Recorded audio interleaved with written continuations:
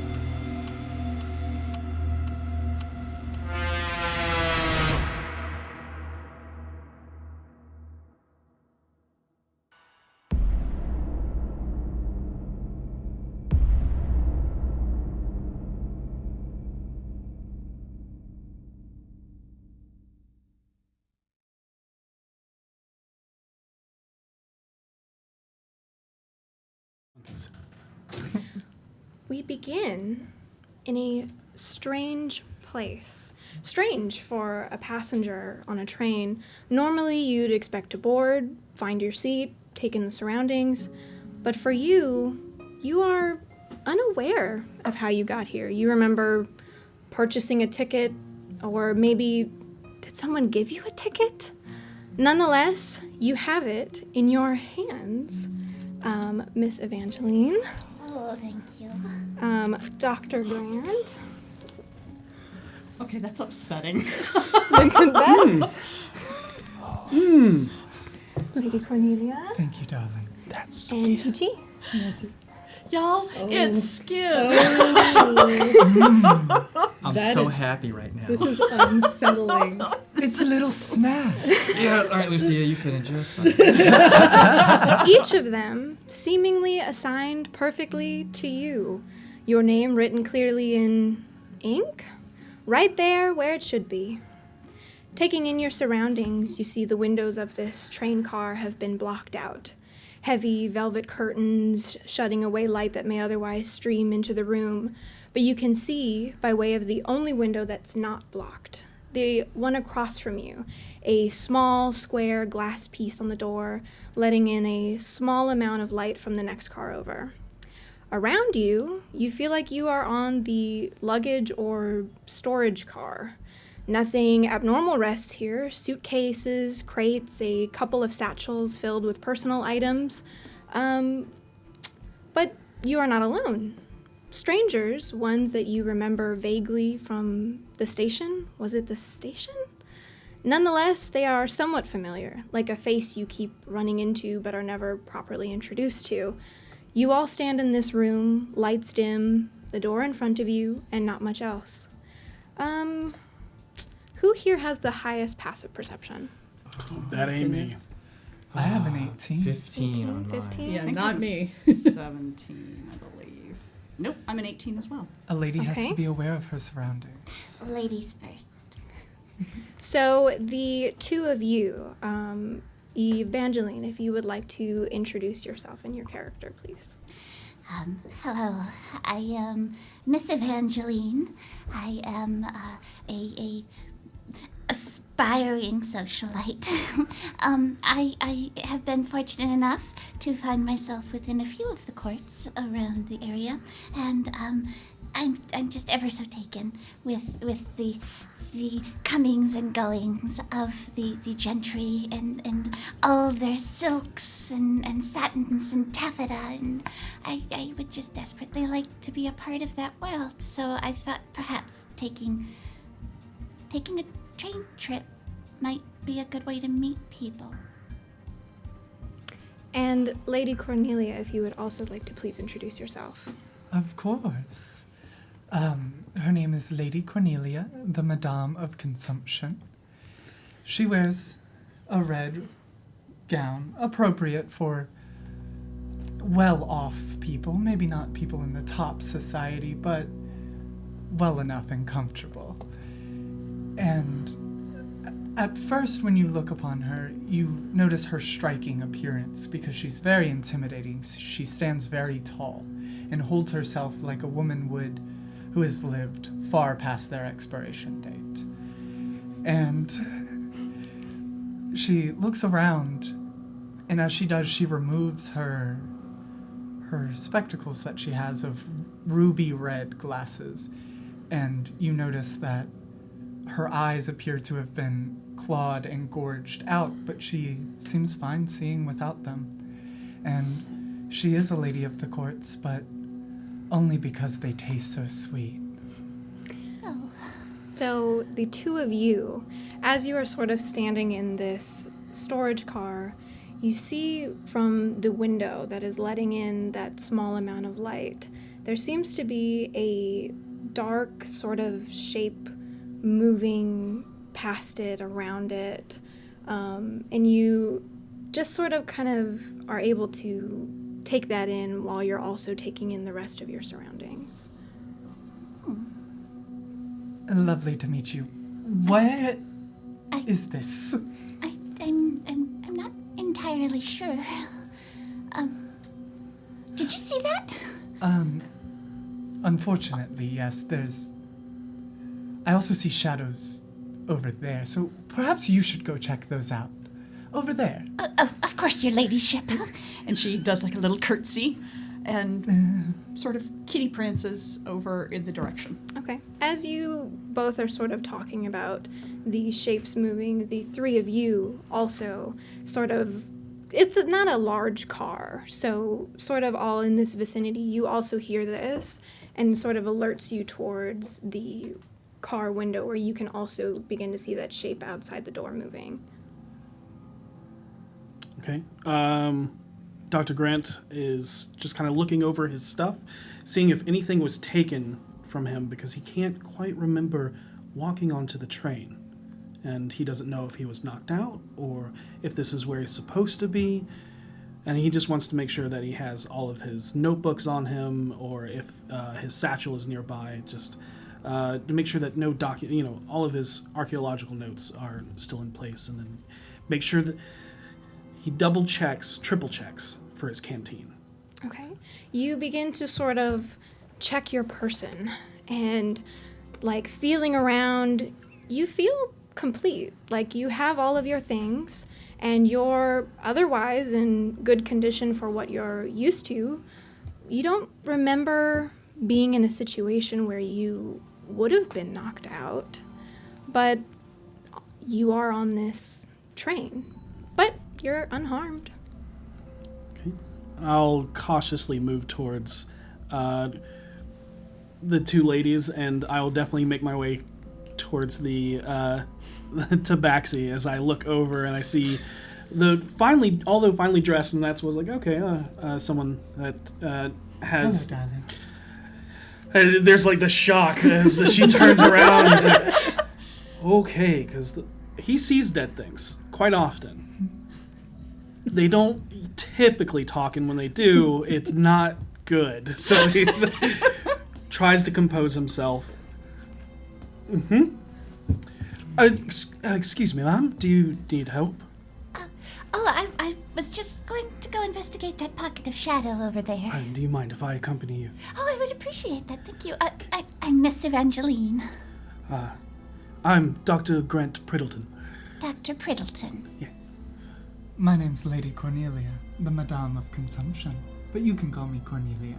And with that, he kind of like pulls up his consumption.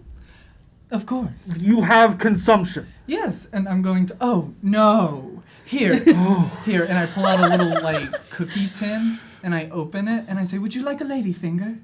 And it's a bunch of severed fingers with beautifully painted fingernails. They're quite crunchy when they're fresh. Completely just goes. Thank you so much. Goes more white than you would expect. This just normal human. He looks like an adventurer, an archaeologist, but his complexion pales extremely, almost like to your level. Mm-hmm. And he goes, "I believe I'm fine. I'm quite no, just I'm not hungry right now. Thank you." And kind of gives you this look. Like, let's move. She kind of sticks the finger she took in her pocket. And he'll walk forward. And just, okay. I wouldn't want to be rude. Okay, so the two of you are searching, and then you are investigating something else in the room? I'm kind of watching that shifting shadow and waiting to see if anyone else approaches it, because I can hear more movement, presumably, in the car that we're in. So I'm going to be the beacon by the door that everyone's going to see eventually. Okay. What are the two of you doing as this is happening? Hearing that conversation and hearing that there's snacks, Gigi's going to make her way towards Cornelia's voice. Mm-hmm. And so you see this small Triton woman with very expensive jewelry, a silk scarf, ostrich feather in her hair, or peacock feather in her hair, and she goes, "Oh, thank goodness, another lady on board." Of course, darling. You look magnificent. Thank you, so do you. I very much appreciate your dress. Thank you. Would you like a lady finger?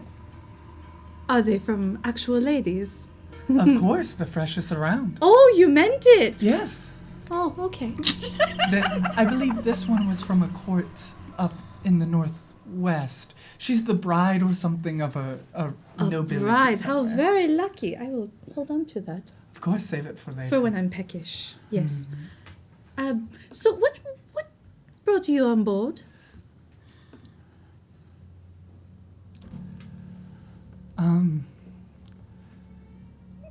Well, I'm not quite certain. I remember thinking about wanting to see my daughters. And I guess I just got on a train in a feeding frenzy or something. Oh, goodness. I was at the party with my friend Jacques, and we were having a very good party. And I thought this was a continuation of the party, but I don't seem to see my friends anywhere. Well, that's very troubling. There was a cat woman and someone who seemed very scared by me. And they went that way to investigate something. You're more than welcome to wait here. I think I will stick with a fellow lady. Oh, you flatter me. So the two of you are camping near the door. Mm-hmm. Vincent, what are you doing? Vincent is just kind of watching everyone. This is like, not with these freaks. Nope. All the women exchanging fingers. Yeah, he is just like almost in shock. He's That's like, just you. Clutching this ticket in his hand that he's just almost like looking down at, trying to remember. He is also going to check his person, make sure that he checks his holsters to make sure that his weapons are still there. More so the one that sits right over his left breast, where like closest to his heart. Just making sure that is there. And he just like looks around. He's, dressed in all black tricorn hat, pretty much exactly what you see. But the one thing that you do notice is that the right side of his face is horribly burned and scarred. That is just covering up, and there's even like a little bit of like cataract in his right eye, to where he might be blind out of it. It's not, but doesn't seem to be too impeded by it. And 2 gnarly scars that kind of run down that could be claw marks or could be potential of something else, of maybe something splashing across his face. But he is just like looking around and is just like, the fucking 9 hells am I? Okay.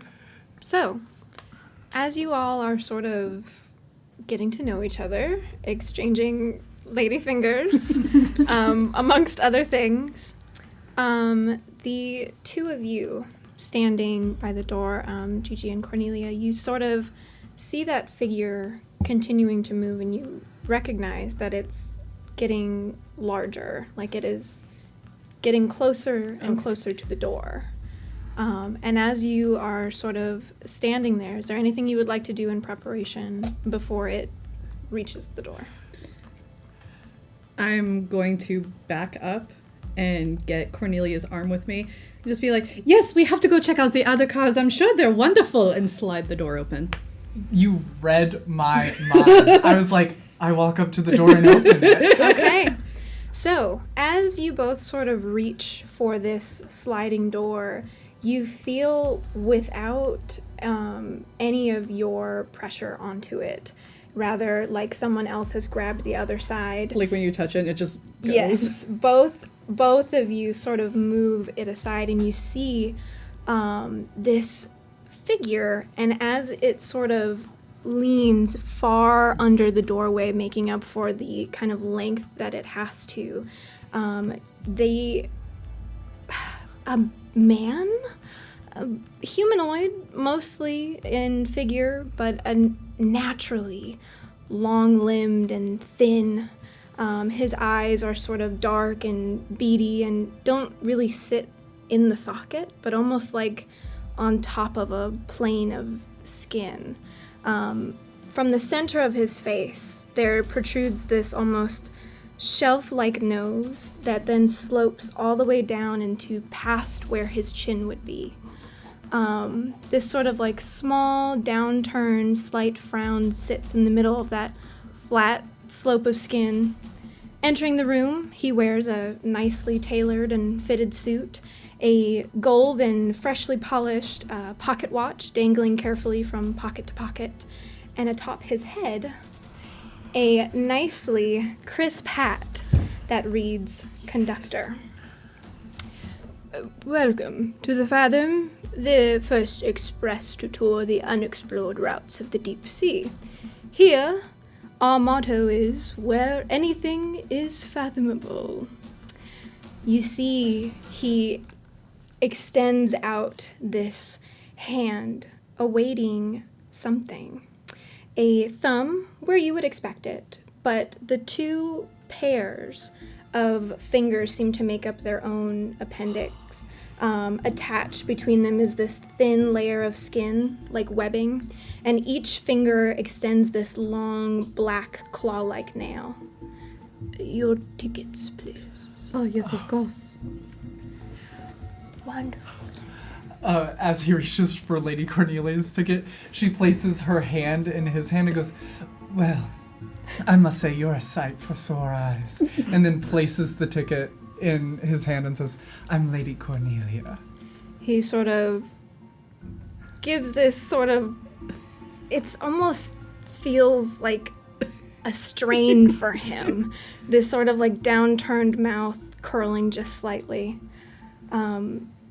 You hand over your tickets, and both of you feel something foul wash over you, this sense of dread as his eyes sort of focus between the 2.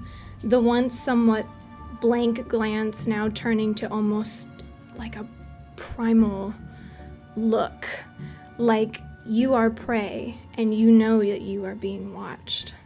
his mouth opens. The wide, once small opening now extending across where the cheek, the jaw would be. And from it, almost like the movement of something mechanical, the inner workings of his mouth move past his lips, the gums flying forward in this grabbing motion. But for a moment, you see with his mouth spread wide open, this sheen of something sticking out from the roof of his mouth. A gold cylindrical bar, like on a hole punch.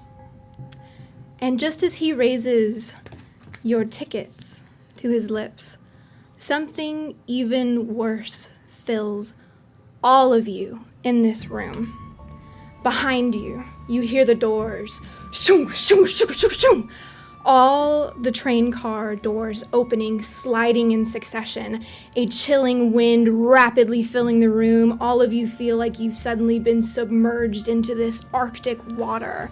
From the shadows of the train cars, nearly all the way down to the length of the express, you see this dark red smoke barreling through the cars towards you. And as it rushes, it starts to manifest into these red, reaching tendrils, almost like dagger-ended ropes flying with no resistance. And as they reach the car you are standing in, they wrap like lassos around the long limbs of the conductor, and that look that he had previously given you shifts. The once hunter-like stare he shared with you, now in realization that he has become the ensnared prey. And just as you have that moment to exchange glances without words, his body is dragged back through the train, the doors he passes through sliding, shoom, shoom, shoom, shoom, back into place, the shadows consuming him. The chill of the room subsides, and you look down, and there on the floor, your tickets, still unpunched.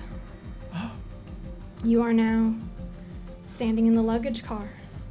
The light from the adjacent window now altering. Before it felt like a dim daylight peeking in through the space, but now it is more purposeful, almost like its source is a lantern or a candle placed directly to entice you. What are you doing, passengers? Grant screams. I think Miss Evangeline, hopped into his arms, because she's small.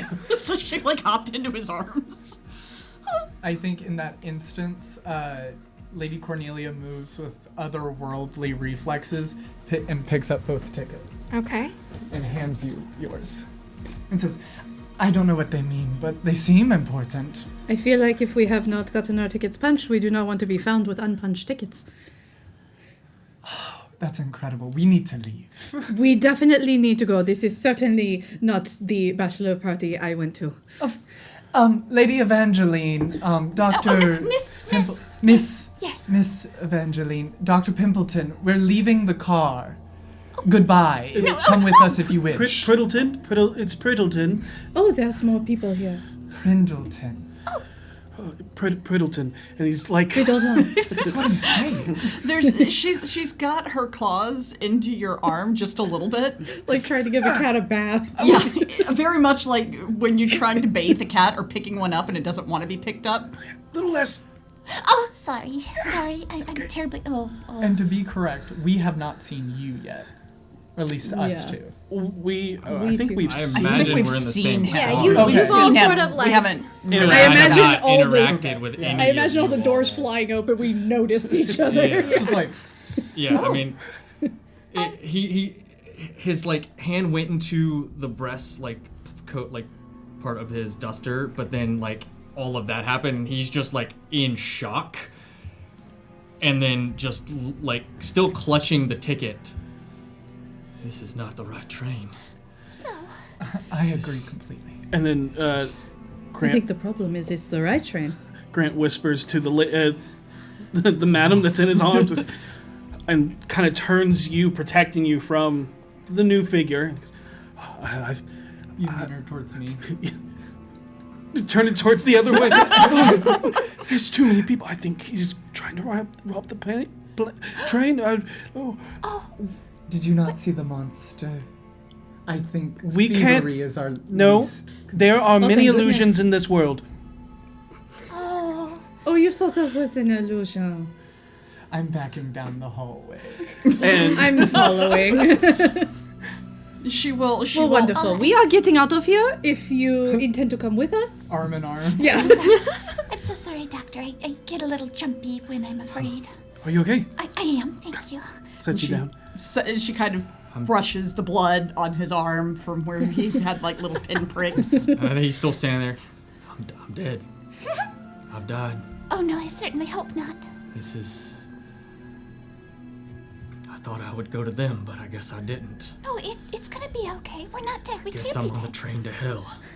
Oh, goodness. If we are going on that theory, At least that's what I That's The the con- only way to the con- properly explain that. oh, And no, that. not exactly. Or we've all taken too much opium. That happens. And Grant will move his arm, and you see one of those tendrils kind of form out of the air. And he goes, "It's just an illusion." And he kind of waves through it, and it's just made of air I and fog. touched the conductor. Yes, the conductor is probably true, but if we are going on the mindset that this is a train to hells, then perhaps that was Quran. And if this is the Fathom, as we hear, I heard something about Underwater. Oh, Are we in the sticks? Oh, underwater. No, I think I've been to the sticks. I believe he said anything is fathomable. If anything is fathomable, that means fantastical things are possible. Even if an illusion, I appreciate your candor and depression, but I should point out that there are terrible, horrible things in this world Hello. that will absolutely do horrible, terrible things to you. So it's entirely possible yes, this is and all reality. you're traveling with two of them, so I believe Yeah, I we should know. all stick Very together. well aware of that. Oh, you look like you would be. Yeah. Can't say I'm not a stranger to it myself. So, where are we going, ladies? You said that All you're... right, Alonzi. I'm Miss Evangeline. Hello. Are you okay? I think he is clearly not okay.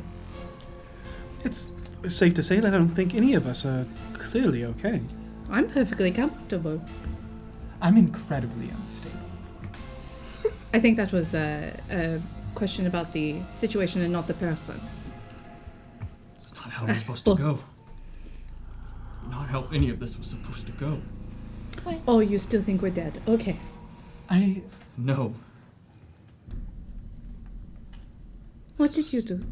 It's supposed to be it. That's how I was getting them back. What? This is not the train. This is not... What is... It's fine. Perhaps we should walk and talk. Yeah, no, I've closed the door behind us as we're walking down the hallway, like, we're not going back there. What's your name? Vincent. Vincent. Hello, Vincent. Dr. Grant Priddleton. Lady Cornelia. I won't tell you the full title because you already seem weirded out by me. Gigi. Well, It's gonna be okay. As you all are Hope I am dead then. speaking, and you see that the door previously, when you had tried it, there was kind of like a lock almost that you felt across it, but now it sort of slides freely. You see from the space between this door and the continuing door to the next car, there is sort of this familiar enough with magic. There's sort of this barrier that goes around. It's clear. It goes around kind of the edges of the outside of the train. And you see outside it sand all the way reaching out as far as you can see, seaweed, coral, fish. You are underwater, and it is dark. You are far, far under. Do you suppose this train is structurally sound? I imagine if it was not, we would already know. She does have a point. I can't swim. That's okay, I I can. can't either. I'll help you. I don't need to breathe, so I can get you to the surface quickly. As you are also standing in this sort of between walkway, between cars, you see that the window now was sort of translating from the next car over, that warm light sort of continuing to dance from the next car. And you begin to hear this jovial music, almost like a normal tavern coming from the next car over. Ah, perhaps there is the bachelor party I was supposed to be a part of. Incredible. I thought bachelor parties were for the gentlemen. Not if you're in the cake. Oh. Congratulations. Thank you. Noblemen have so much money. They do, yes. I open the door. I think it actually would be smart to, yes, finding someone else that might know something, but if we could move forward to the engine, perhaps find, because, the conductor's gone now, so who is, Oh dear. yeah. Or what if that was an elaborate show? Everything is fathomable. Perhaps so, we should not bother him in his duties. So now you're on my side, and it's all just an illusion and part of the show. But what if it's not? Then we'll find out quickly. If it happens again. Lady Cornelia, you have opened the door to the next car? Yeah, as I'm talking, I'm like opening it and stepping through without looking. Okay. And I think at this point he actually reaches in and he'll pull out a flintlock pistol. Okay. But it is brass barreled that has runes inscribed into the stock of it, and then across the barrel itself it says, "I will always remember." Okay. Who in the group is the furthest from the next car door? Probably. Overhead switch. Oh no. It's We heard that probably- and everyone went, I'm sorry, what? So, you notice, because you're in the back, as Lady Cornelia slides the door open, behind you, the door that you came from, this sort of spreads over it, this black sort of smoke. Doesn't affect you, just completely obscures the view Okay. of the Not previous coming, car. not coming towards It's us, but, sort of but almost like- like filling up as Yeah. we move on. The fog of war starts to take. Got it. Yeah. It's the map scroller. Yeah. The map. Yeah. Is that what people in side-scrolling games actually see? Terrifying. That's horrifying, yeah. The door now open. You sort of take in the space in front of you.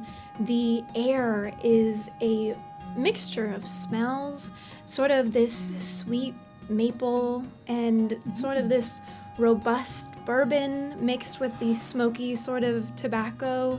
Around you, the walls of the train car are covered in mirrors, framed by ornately carved wooden columns and molding, and there's about a dozen booths filled with patrons here. I thought you said boobs. It's like a dozen boobs? I was actually anticipating that before I said it, and I was like, don't make it sound like boobs. It is So this is filled with people.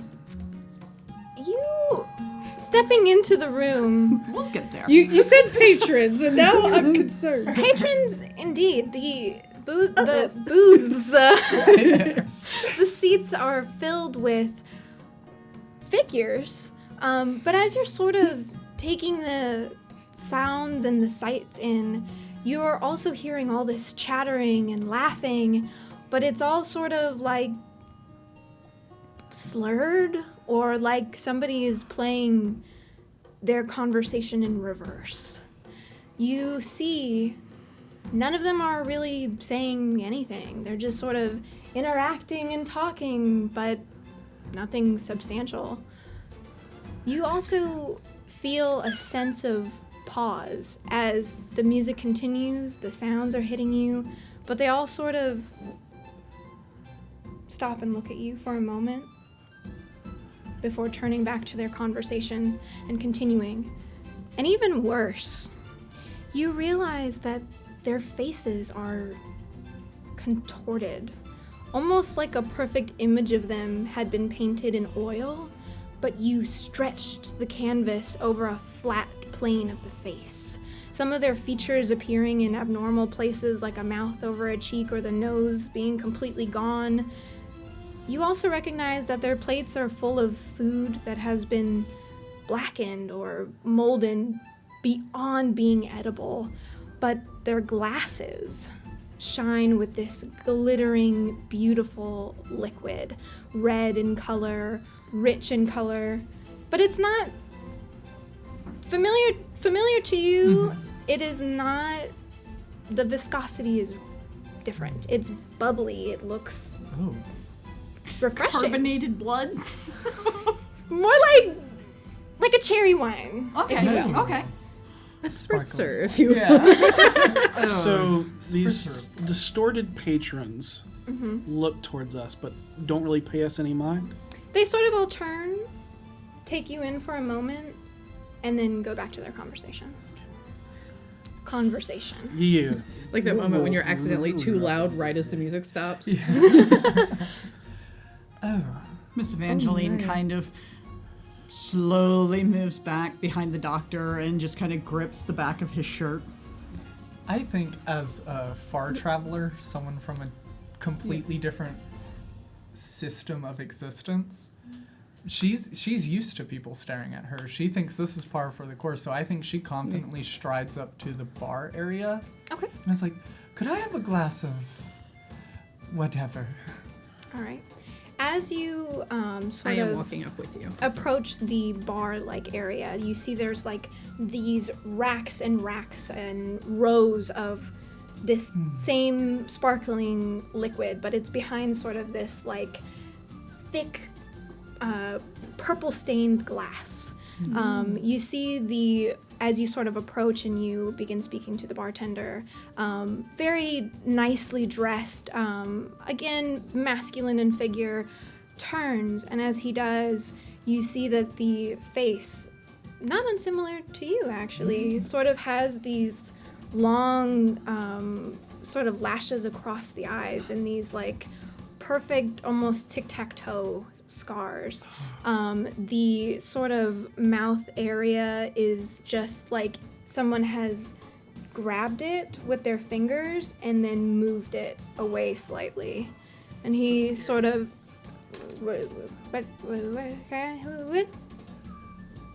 Incredible. What? Lady Cornelia, could you do me a quick favor? Please slap the hell out of me. I was very intoxicated before I got on this train. I just need to check. Okay. And I go about 1/10 of how hard I can slap people. I just go, pop. How's that? Sure. Okay, I'm pretty sure I'm sober. Okay.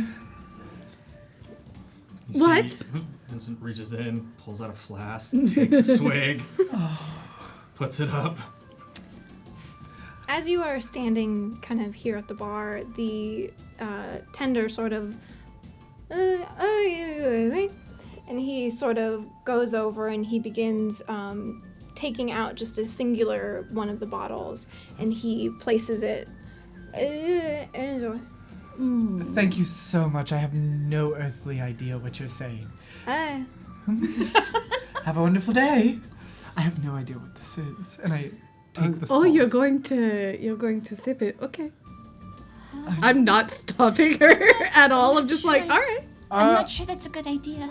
Oh, let her do Okay, it. I'll stick my tongue in. First question, why are we slapping each other? Oh, They that's a good believe to question. be inebriated. I wanted to make sure I was sober. I'm not dreaming. Second question, why do you think it'd be a wise idea to drink that? I eat people. This looks like blood. Bubbly You don't blood. know That whose checks out. it is. No, hold on. We are leagues underwater. That is normal for me. Fair, but then we just see horrific sights. And we're just gonna brush over the fact that this woman said that she eats people. I've seen weird shit. To be fair, most of the time, they're ethically sourced. Oh, well, as long as it's They're people who organic. try and kill me. I mean, eventually I'll run out of people trying to kill me, but that's going to be a few hundred years from now. I grew up in a cult. I've seen some shit. I used to have this lovely cult that followed me around. They were adorable. And then they all got killed by a group of people that were hired to kill them. Really? What was their name? It started with a D. Oh, that's not us then. Somebody hired a bunch of adventurers to come and wipe us out, and fortunately, I managed to hide. Oh, good for you. Have Very you industrious. taken a sip? Yes, at this point, Like, I've been as we're like, discussing, she's just like, absolutely. Are you down any hit points? I'm not. Hope Okay. not. So, You're as about you to be. take a little sip, it is very sweet, almost like molasses. But you recognize that if you were hurt, this is a healing potion. She turns, and the holes where her eyes were, Like her you. sockets. get really wide, and she goes, "This stuff is incredible. I had a cut just right here under my glove a minute ago. Look, it's gone." Oh. Dr. Grant takes wide steps back and steps closer to the other man that he was originally afraid of, but now walks up and goes, "So, first question. Do you have means to rob this train? Or any of the patrons on it?" As you are stepping back, what is your passive perception? Oh, it's 10. I also love that it only took us 44 minutes before we creeped out the DMs into being their own group. I'm Literally, here for it. we all just kind of like turned to them. As you are stepping back through the car, you can choose to move aside from it, but you see as this person from the kind of farthest chair in the booth reaches out and just kind of swipes past your arm, and they take them. Take all of them. And you see this sort of young man, assumedly, with sort of this like large, almost like if his face was made with a dough, and someone had just sort of danced their little fingers all in there, but the eyes Tryptophobia, got it. are almost like wide and runny, almost like really bad taxidermy. Oh. And he sort of and he reaches over and he grabs the bottle on top of their table that they seem to be sharing. He take Oh, you don't have to tell me to. All of the people or the bottles? The bottles. He's sort of You're the first person I've understood in this cart. bottle. He motions to the people he's sitting at the table with. We should have. We didn't. Okay. And Grant goes to put something at his side where his satchel is, and the two ladies that have 18s, I will say, you see that it does not go into the satchel, even though that's what he mimes for. It just kind of disappears into his canteen. okay. Nice. Incredible.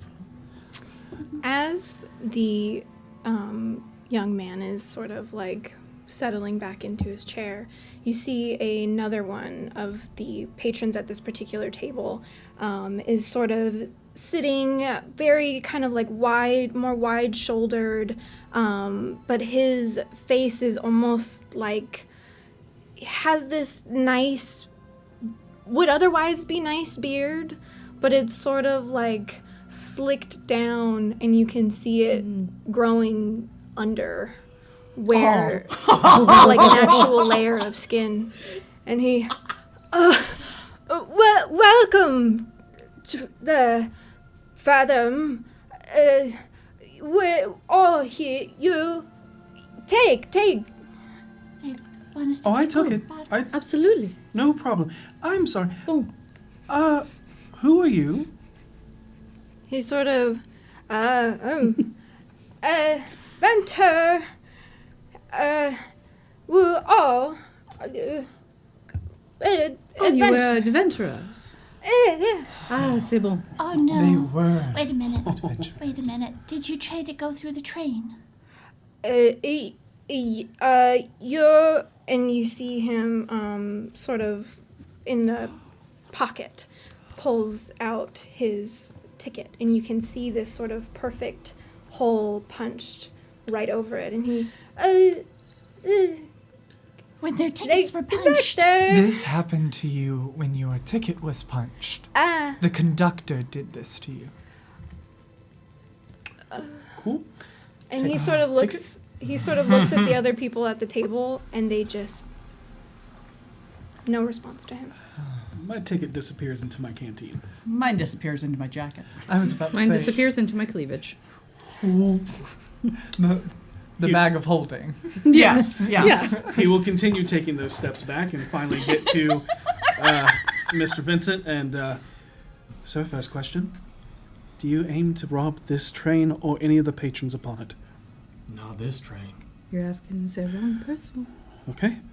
So I Do was you not... plan to rob this train or the people on it? I don't know. Does it have anything good?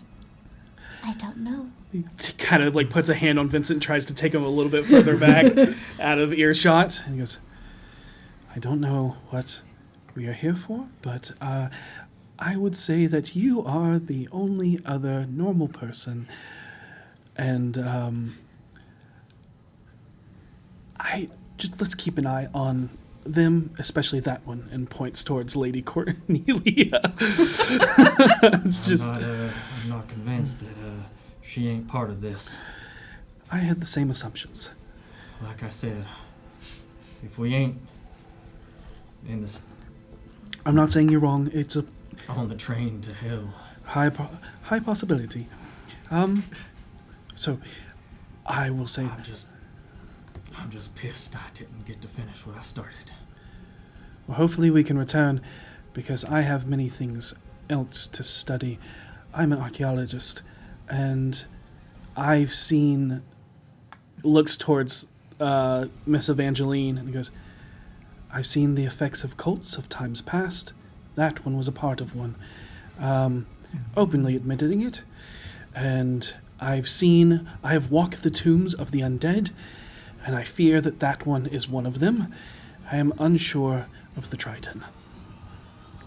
I'm just a guy who's just trying to get back what he lost. And I'm just a guy finding things that are lost. I think they're coming to the realization over there that they're just guys. That does seem correct. From what I was picking up, they think they're the only normal ones here. That is a fair assumption, actually. It's true. It's think a I'm very rather fair assumption. normal. So have you collected the bottles from all of the tables, or just this They one? all went on a we went table. around Yeah. grabbing the We went bottles. around. I So, did not I've touch taken this. 5. Yeah, dispersed throughout, you would have 12. So Okay. Okay, so I've deciding taken 5. who gets them. I don't take one. Okay. I'll take 2 or 3. You take 4. I take 4. Yeah, because I already have one. We got 5 additional, so you have 1. How many did you take? 5. 5. So that's 6, 7. So I'll take 5. Yes. And just for note-taking sakes, they are greater. Oh yeah, baby. Dustin knows what they are. Yeah, I'm not drinking it. Unfortunately, the character is very much a nope. Yeah, I don't want my ticket punched, and I don't want to drink the creepy liquid. Greater Yep. healing potion. Don't worry, when you fall, I will feed you one. Are you going to eat us if we die? No, of course not. Okay. Insight. For real. Ooh, first roll. And it's against As a player. I'm so happy. Oh yeah. Oh, I'm so good at reading people. Hey, I'm not bad. 17 or 18. Oh wow, you beat me. 12. You do not beat me. Nope. I'm telling the truth. Y'all have been very entertaining so far. I have no intention to eat any of you. He definitely a side eye, but doesn't. You get the sense that from the way she's spoken already, she really tries to hold off eating people that she enjoys the company of, but she really only eats people who attack her. Either openly or socially. So what do we do now? If they were all adventurers who were here to do things, do you suppose they've tried to go to see the front of the train? Or perhaps we got lucky and our ticket wasn't punched. I imagine we have already passed step 1, yes? Correct. He almost punched our tickets and then dropped them when that strange thing grabbed him. What was that? I have no clue.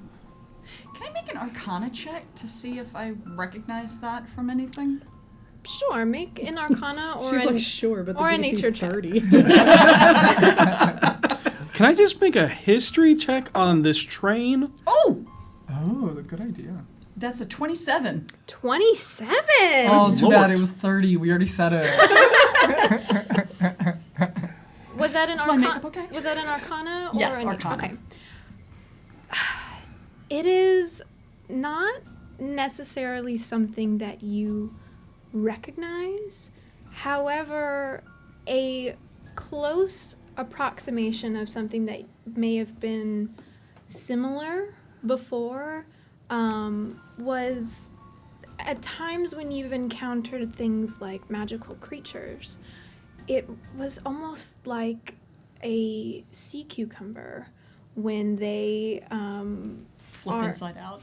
well That's what we'll call it. they have this sort of defense mechanism that they excrete rapidly Yeah. in order to scare away fish and things. And the sort of pattern of that was kind of similar. And you know that some mages have attempted to kind of pattern spells after that. Yeah. So maybe it is something similar. Okay. And you wanted to make a history check on the train itself? Yeah. Absolutely. Make a history check, please. Cool. This is not considered a ruin or a dungeon, is it? No. Okay. I'm very sorry. Hey, that's not bad. That is a 24. 24. Not bad. That's You- really good. That's not bad. You rack your brain thinking, where have I heard of the Fathom Express?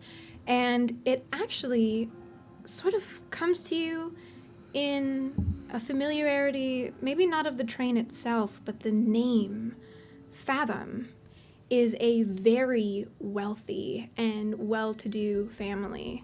You know that the patriarch of the family, Barnabas Fathom, had been working on some sort of train project, or at least that's kind of what you remember, something about him making leads in innovation, using arcane and mechanical sort of mixed together.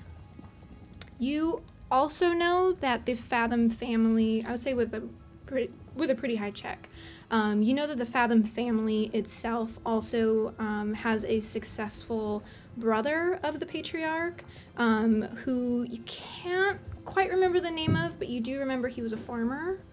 And you also know that the Fathom family is sort of like a large unit. Barnabas had a brother? Yes. Who was a farmer. Good old Barney. I ate his grandmother. I'm just kidding. I want to believe you actually said that. I love the Fathoms. They're such kind folk. Their newer generations have learned very swimmingly. The older ones were a little pig-headed. Did you eat I them? feel like that was a pun. But yeah, since we're already in this role play, yeah, Grant will tell everybody about the things he learned. I can't believe I forgot about the Fathoms. I'm But, so sorry. And he'll express it. There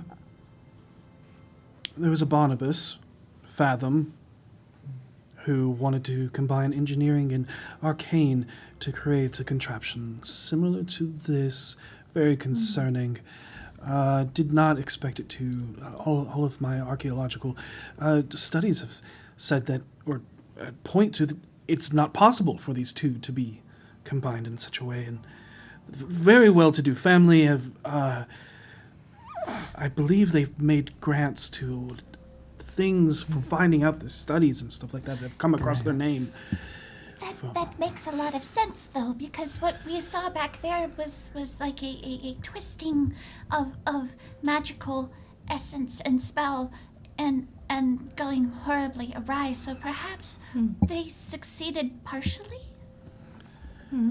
I would say they succeeded quite well despite company, and kind of gestures very quickly towards the patronage. That's And exactly why I say partially. I think it went awry. Did it go awry? Or Or did perhaps- others perhaps fuck up along the way? Exactly. Sabotage. I would love to hope that this is not his intended vision. People are incredibly capable at twisted, horrible things, Grant. Oh, sorry. Indeed. Dr. Prindleton. Priddleton. I really thought I was saying it right that time. I'm not going to lie. Priddleton. So if they were adventurers, adventurers do tend to get themselves in quite a bit of trouble. We are mere passengers. They also had tickets. Yes, but are any of us adventurers?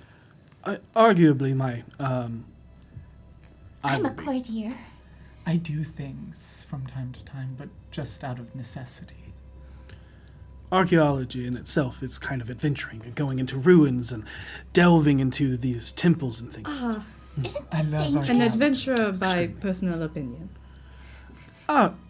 It is an adventure to do so. Is it the mercenary life style? is the greatest adventure. We should figure out what happened to these people so we can make sure we do not do the same thing they did. Or maybe we could help them. First things. Oh, that's a lot. As you all are speaking and discussing, you see closest to the door that you came from the previous car, the closest booths of people sitting there sort of begin Is that like Tapping. clearly fingernails or like tapping their I don't fingers. trust you could be chittering on the And ground. as they're sort of continuing to talk, you see them all turn towards you. Well, the adventurers are restless. I think we need to leave. Ah, Alonzi. Let's I'm just keep gonna head going. towards the next door. Maybe we can find She's someone still who in can. deep denial. Maybe we can find someone who can get us off this trade. Perhaps. Maybe they're... Well, if we get to the front as she's walking towards the door, and I imagine your character is the type of character that needs to be, like, kind of shepherded Yes. while they are being Very much, distracted. yes. What So a she's kind of shepherding you towards the door and saying, I imagine as soon as we get to the front of the train, we could make it go up if we wanted to. Oh, that would be lovely. I'd The really rather conductor. not be underwater. question, Exactly. DM. Yes. What is the relative speed of this train right now? Does it seem like leisure, like steam engine speed, or is this like Shinkansen speed? Currently, there is only the windows at the front and the back of the cars on the doors. So you can't necessarily make out a ton, but from when you were in the sort of like the in-between space, it wasn't necessarily like bullet train, you're like going really, really fast, but it's definitely like chugging along at like a pretty decent pace. So slightly faster than leisure. Fast enough for 5 people to stand in the open ground and comfortably have a conversation. Hey, I lived in Tokyo. That shit's possible. Yeah. And we're currently moving the same direction that we're moving, or are we moving back to the back? Like Same direction because forward. that side scroller adventure. It's stopping us. Question, and Yes. it may be obfuscation, which is fine, but I have devil sight. Okay. Oh, so you're freaky as well. Y'all don't know shit. So, looking back towards the smoke-enveloped cart, can I see through it, or is it just like black fog? You... I can see through magical darkness. Magical darkness. Okay. So, as you sort of look and try and make out the image of the previous car, you are able to see the car, the smoke, being able to kind of like penetrate through it with your vision, but you do still see it's almost filled in this, kind of like if you put smoke into like a closed container, and it's sort of like making up this wall that's sort of like Solid white. in front of the past train car. There's a barrier now. Does it look like swirling mist in it, or is it just solid opaque white? Yeah, it's sort of like, you can all still like see it if you'd like, and there's kind of like some pouring out from the bottom, but as it's sort of filling the shape, you see where it actually meets the barrier that it's contained in. Do you think the adventurers will be okay? Absolutely. Insight. No! Look at them! I rolled a 3, so I rolled a 17. Yeah. They're gonna be fine. they're gonna be fine. Oh, that's good. They live down here. That's good. Okay. Pushing into the next sort of area, you again slide with ease the door, entering into that same sort of between space. You see again the water kind of rushing around you, and the next door, though there is a window, it is dark. Sliding it open, as you all sort of enter in, you feel it and you hear it behind you, sliding back into place, and then you hear it click almost automatically, assumedly a lock. The room is dark, but you are able to make out across the car. There's sort of this green orb-shaped light at the end of the car. And as soon as the door behind you locks into place, you see that light shift, clunk, clunk, clunk, into this red color. And you hear this,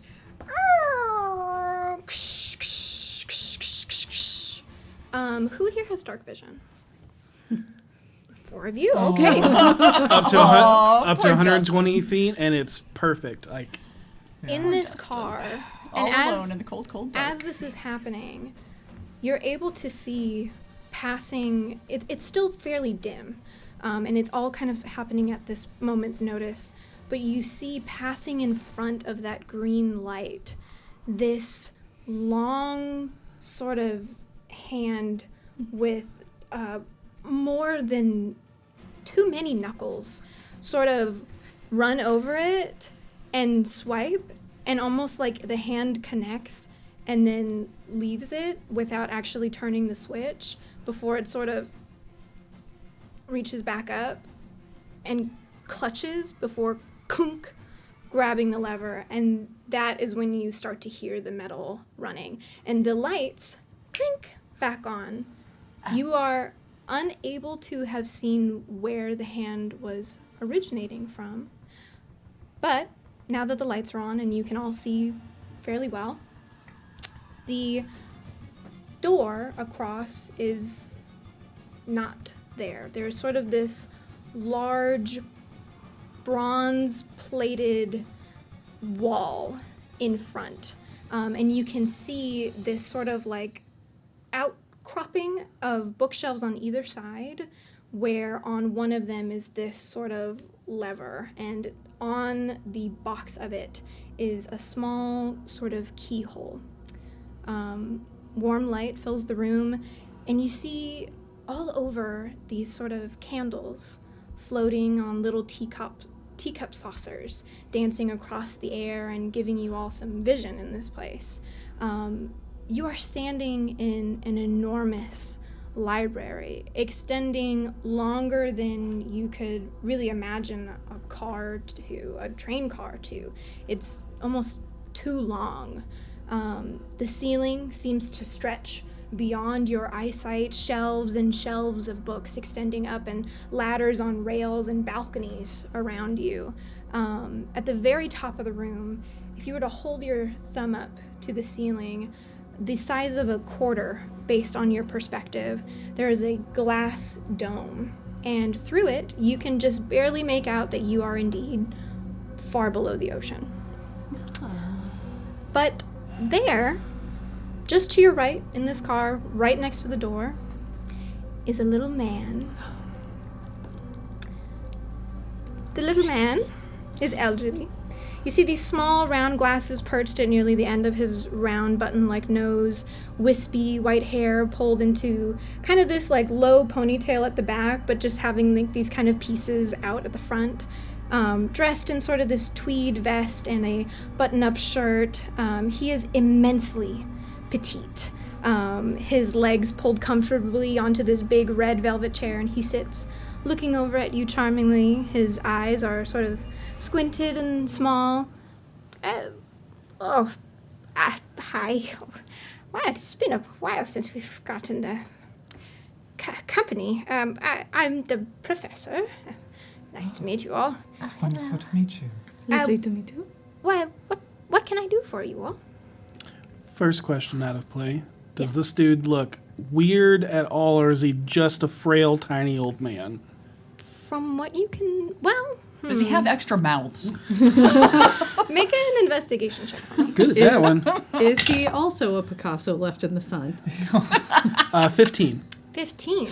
Okay, so kind of like peering over, taking in the sort of image of him, seems like the most regular person on the train so far, other than obviously your party. But And then look at our party. And Even reassess that still. statement. Then I will gladly walk up and be like, "Oh, Professor, I'm Dr. Grant Priddleton. Nice to meet you." And he sort of reaches out a small, frail-framed hand and shakes your hand. And as you're closer, you do see that the only sort of thing is the eyes are so closed, you're almost curious as to how he can even see you. But otherwise, he's just sort of sitting there, a little man. Motion to the eyeless person in our party. But Not the worst thing I've seen today. do you know what is going on here? Well, currently you're in a library. My apologies, Professor. It appears that we all have found ourselves in travel on this train, and unfortunately for us, we do not recall why. So if you could please help enlighten us, that would be wonderful. Well, most folks who pass through here are, and they're all very, very confused. I'm confused as well.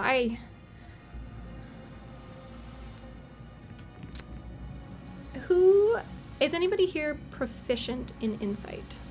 I am. Yes. Nope. Okay, if you would like, you can roll an insight check. Yeah, I like this little person. I look at objects and dead things. 18. That die is 18? gone forever. It's dead to you. It fell to the hoop skirt. Oh, yeah, it's gone. 23. Okay, so both of you actually notice, though the eyes do not open completely and you still can't really see behind the kind of like wrinkles and folds of the face, it almost seems like he's trying to recall you, like he has met you before. Okay. The body posture sort of, I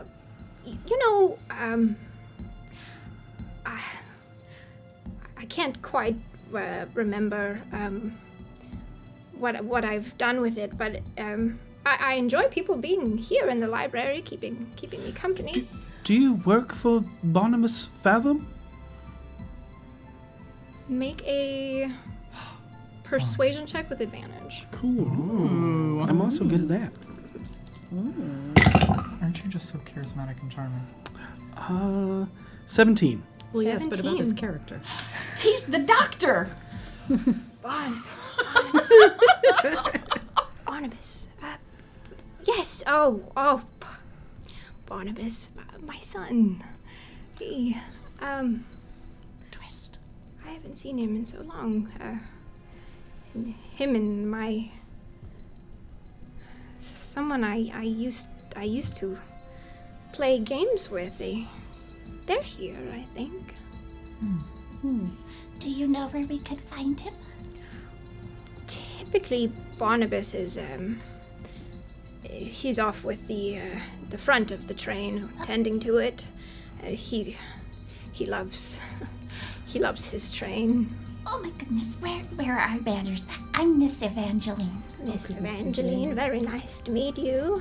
And taking his hand, he's kind of clammy. Yeah. You can sort of like feel the kind of like yay, old person skin. yeah, thin sort of skin and frail sort of bones. And then Just don't tell me it I walk up moves. and I offer my hand and lean very close to him and I say, I'm Lady Cornelia, the Madame of Consumption. You look so familiar. Do I know you? Do I know you? How did we get here? Also that. Make a persuasion check, and I'll also give you advantage. I'll go over to Vincent and I'll go, while they're doing the formalities, maybe we can find that answer amongst the books. Help me search the books. I was going to sneak away from this conversation to go into the books since I have double proficiency. I got in good investigation if you want to help. Yeah, I got great investigation. yeah? I got expertise. plus Yeah, I have 0. expertise. I'll help you. Really quick, before we get to your persuasion roll, the three of you who are stepping away, he sort of, just so you all are aware, sometimes the lights in here, they flicker out. I've been asking someone to fix it for. Presumably Barnabas, your son. Yes. Oh. Yes. So just be cautious wherever C'est you. bon, thank you. And I'm going to look in the books for anything off-putting or anything clearly not normal library fodder, like if I Eyes on the pages. Yeah, like if I see an Egyptology book, I'm skipping over it. But but anything obviously out of place. Okay, investigation check, please. And Cornelia, as you remind me again what you I got had a 17 on my persuasion. And Um, I said, perhaps I know you. You look so yes. familiar. Okay, he sort of, and you see like him sort of reach up and open the sort of eye, and beneath he's sort of just got the, almost similar to Vincent next to you, sort of has this slight cataracts to it, and he, I do believe maybe I have seen you before. You are always, you normally are the one who I set games for. You solve them I for do me. love games. Puzzles are quite fun. Yes. Oh, and speaking of which, I believe I have the key somewhere in maybe a book that I've been reading, but I can't remember which book.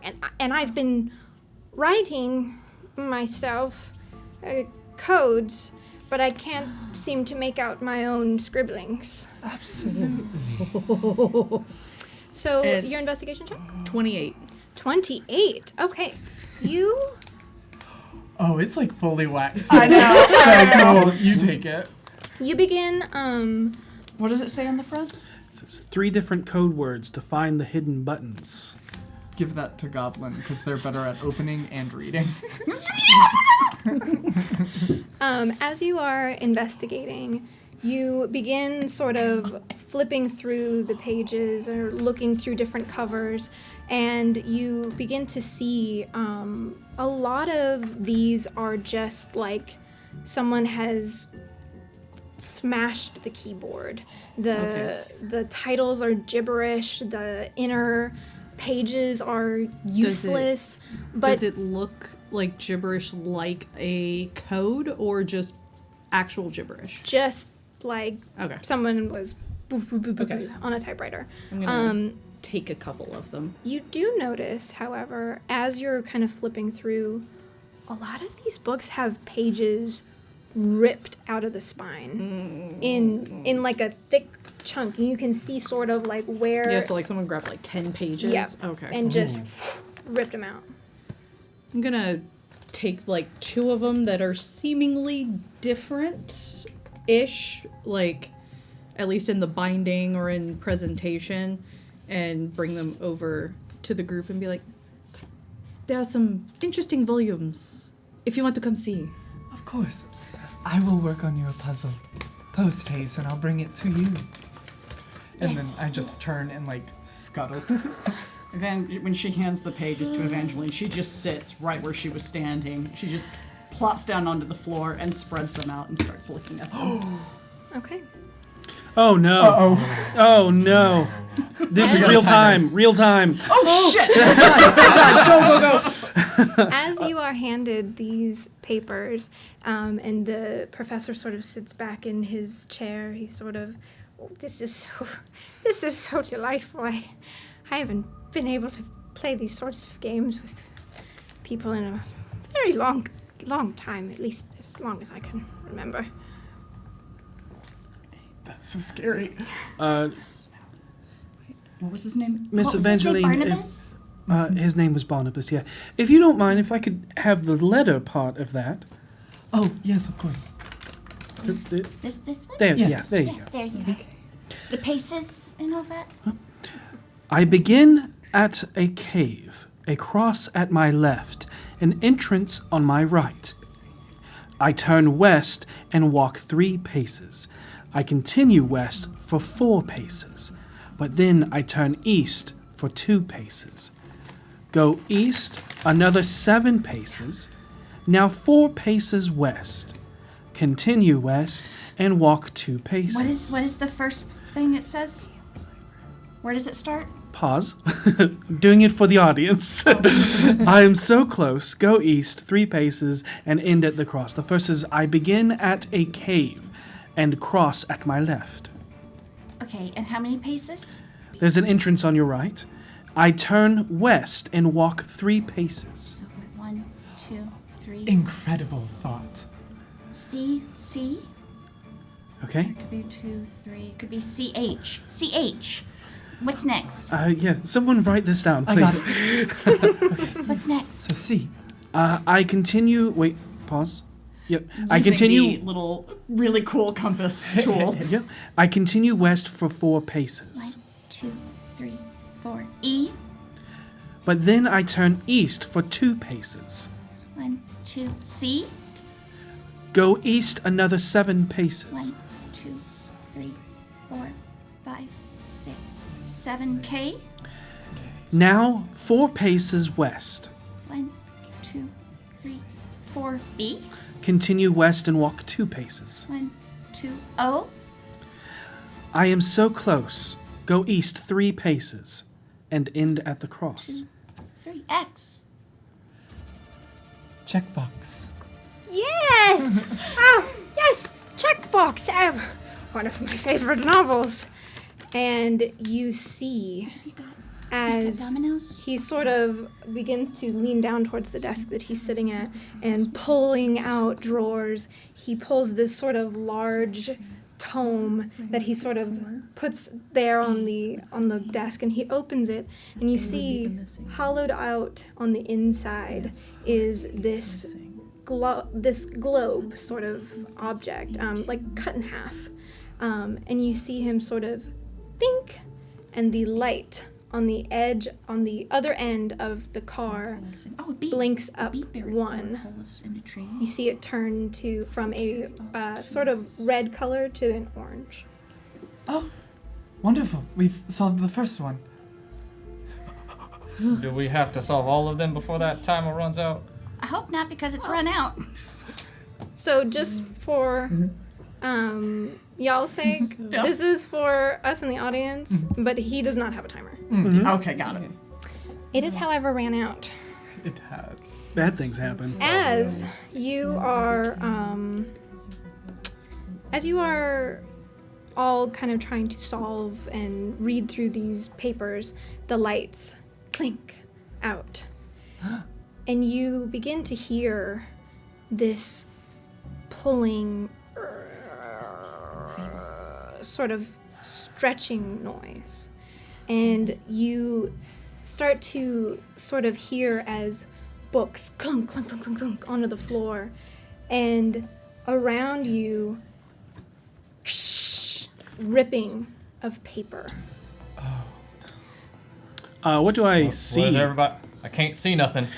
Yeah. For my dark vision people, who are able to sort of see in this, not able to see all of it, but you do occasionally see that long hand sort of pass by your vision and then out of range again, and the following arm is long and snake-like, and you see it is what is grabbing books, knocking them onto the floor, and then picking up, and the other hand from your other side reaching around and ripping the paper out. Could And with him saying that he can't see, I'm going to pull out my Hellfire Dagger, which gives me 5 foot of light. And I'm just going to get uncomfortably close to you with this gnarly onyx and ruby dagger. Soul reaping dagger, yeah. Yeah. Once again, you read my mind, because when the light of your dagger illuminates, Lady Cornelia is standing next to you, facing away where those hands were, because she knows you can't see. She's not even looking at you. Fable. Fable. Fable. Fable. As 24153. As you say this, the lights, and as you pull out your dagger and you also attempt to illuminate this area, the lights clink back on. And you see the professor sort of, oh, yes, Fable, another one of my favorites. And he clunk lands another tome onto the desk. And as he opens it, he sort of bink, presses it. And as he does, the light across goes from orange to yellow. Okay. Question. Yes. When everything goes dark, what is the professor doing? Because Devil Sight is more than just dark vision. I can see normally in darkness. Does he look any different? Does his figure change? Make a perception check for me, or investigation. Okay. 20. 20. You, as all of the lights are out and you're sort of looking with this vision, there's something impenetrable about being able to see the professor. And as you're sort of looking, you're able to see the desk that he's sitting at. But over it is this, like, flying, sort of moving cloud of, like, aged paper and color flying sort of around him. And when the lights turn back on, they all sort of poof out. Cool. Don't like it. You look pale again. Yeah, the professor is more than he seems. Or at least he could be the one that is the grabbing hands. The grabbing hands. Oh, that would make sense.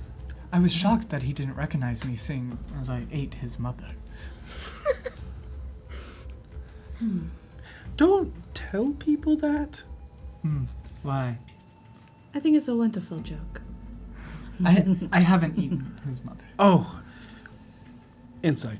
Have I eaten his mother? Yeah. Make a history check. Yeah. 11. DC was 10.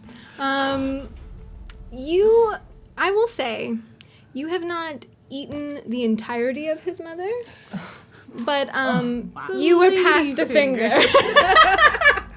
It's her ring finger. Oh, you're right.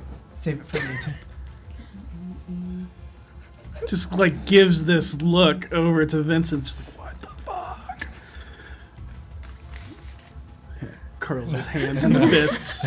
Puts I them don't in see what pocket. you're so upset about. Waving this lit dagger. Is it on fire? No, it's Okay, it's just glowing? it's like Okay. a hellfire glow to it. Oh, you got this, Goblin. Or, how are you doing, Lady Evangeline? I have no idea. Admittedly, I am very stupid, so I am not even trying. I'm not good with puzzles. There was a coloring page amongst that puzzle. Yes, it's on the back. This one. It's a bunch of cranes and a boar, and a couple boars, and a snake. We're out of time. There's 2 boars, a snake, and As you all, again, are trying to solve, clink, the lights turn out, and you hear, this time, from the darkness, would you all be so kind as to close your eyes for me? Oh, Done. I am fixated on this, Professor, after last time. I'll give you until 3. It's close my sort of eyes. short notice. I will cover my eye holes. Okay. I will turn my dagger around and close my eyes. Okay. So 3 closed. Are you both keeping your eyes open? I'm watching this man like a hawk. Can't see. Yeah, you still get the Okay, 5 okay. foot of light. A little bit of light. Yeah, I'm like gun trained on this old man. Oh yeah, so we all laughed at me when I drank the weird bubble potions, but we're gonna look at the eldritch thing. 1, 2, 3. And you, Don't like that. the 2 of you, I need you both to make wisdom saving Yeah, there it throws. is. Yep. I'm real strong at that. Why I'm really Have a glad I red- closed my eyes. I have a red negative button if 1. you're not gonna push it? Yeah. Wisdom? Oh yeah, I'm so wide. That's us going into every room. Natural 20. Natural 20. 21. 3. So, Rip, it's been Oh, fun. hold on. oh, Total is 7. total but- of 7. Total of 7. Okay. Big 7. As you wait for this number to come, you hear the counting down, and as you are waiting in this area, you see emerging from the darkness this long outstretched neck of the professor, and as he sort of meets your gaze, you see those old wrinkled eyes flutter open like you're flipping through the pages of a book, and inside, layers and layers of egg and larva immediately hatch, and as they sort of swarm around you, I'm just to let you know what is the next step.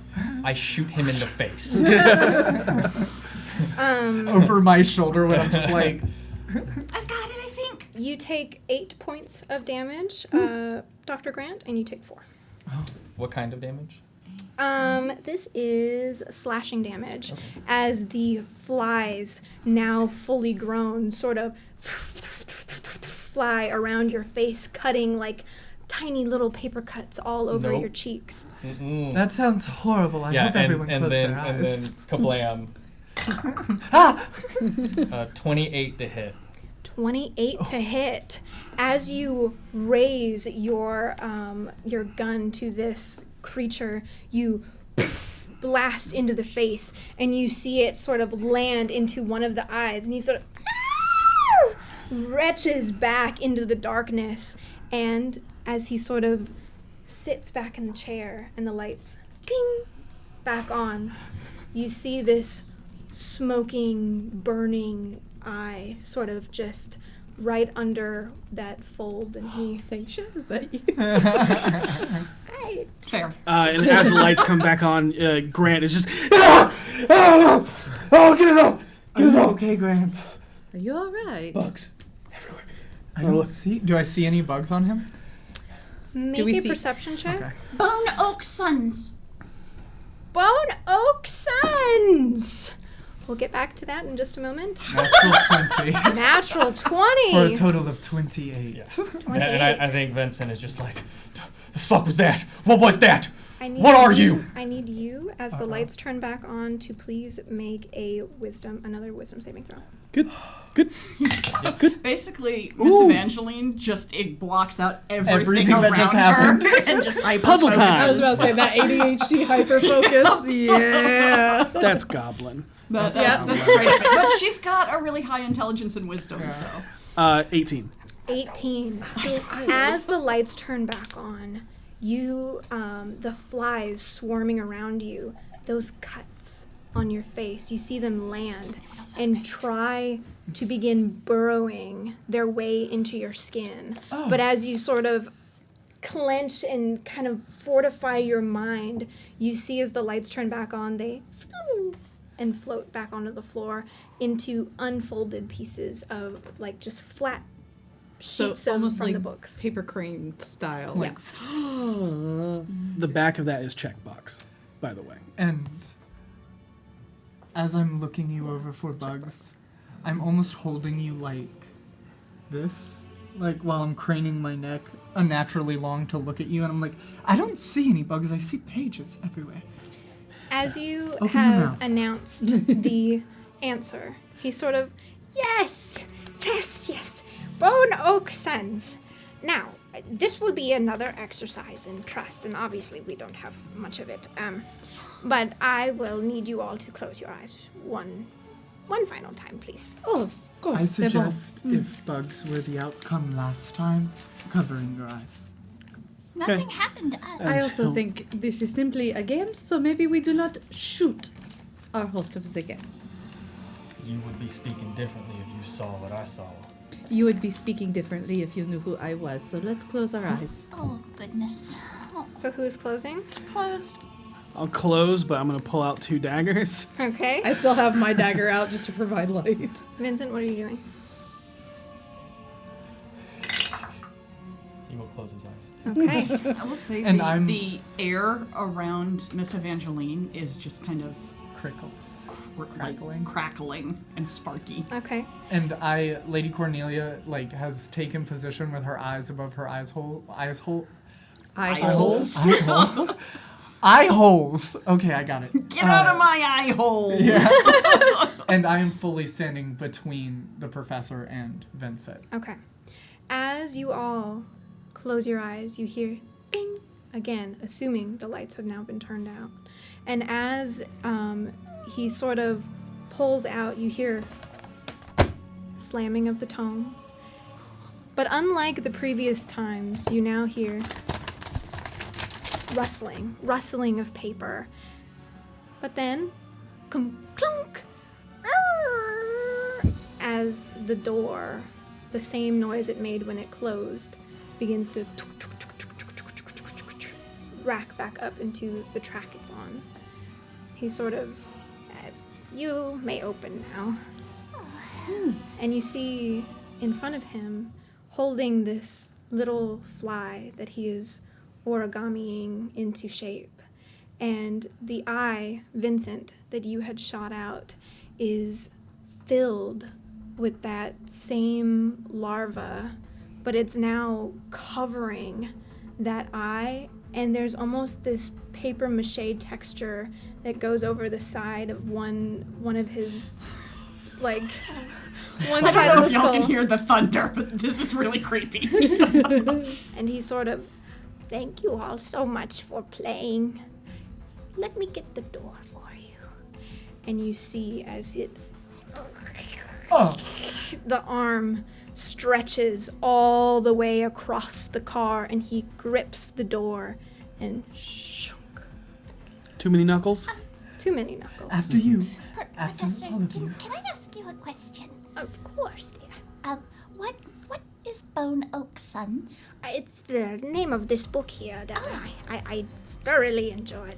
The final key was there. Very good job solving all those. Thank you. I like puzzles. It was incredible seeing you again and getting to play one of your marvelous games again. Absolutely. It was truly wonderful to meet you. Thank you. Sort of, just where you are going next. Don't waste time. And he ushers you out.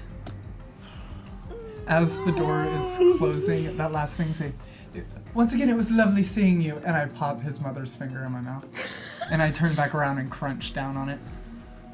You see, as the door closes behind you, that hand running back across it.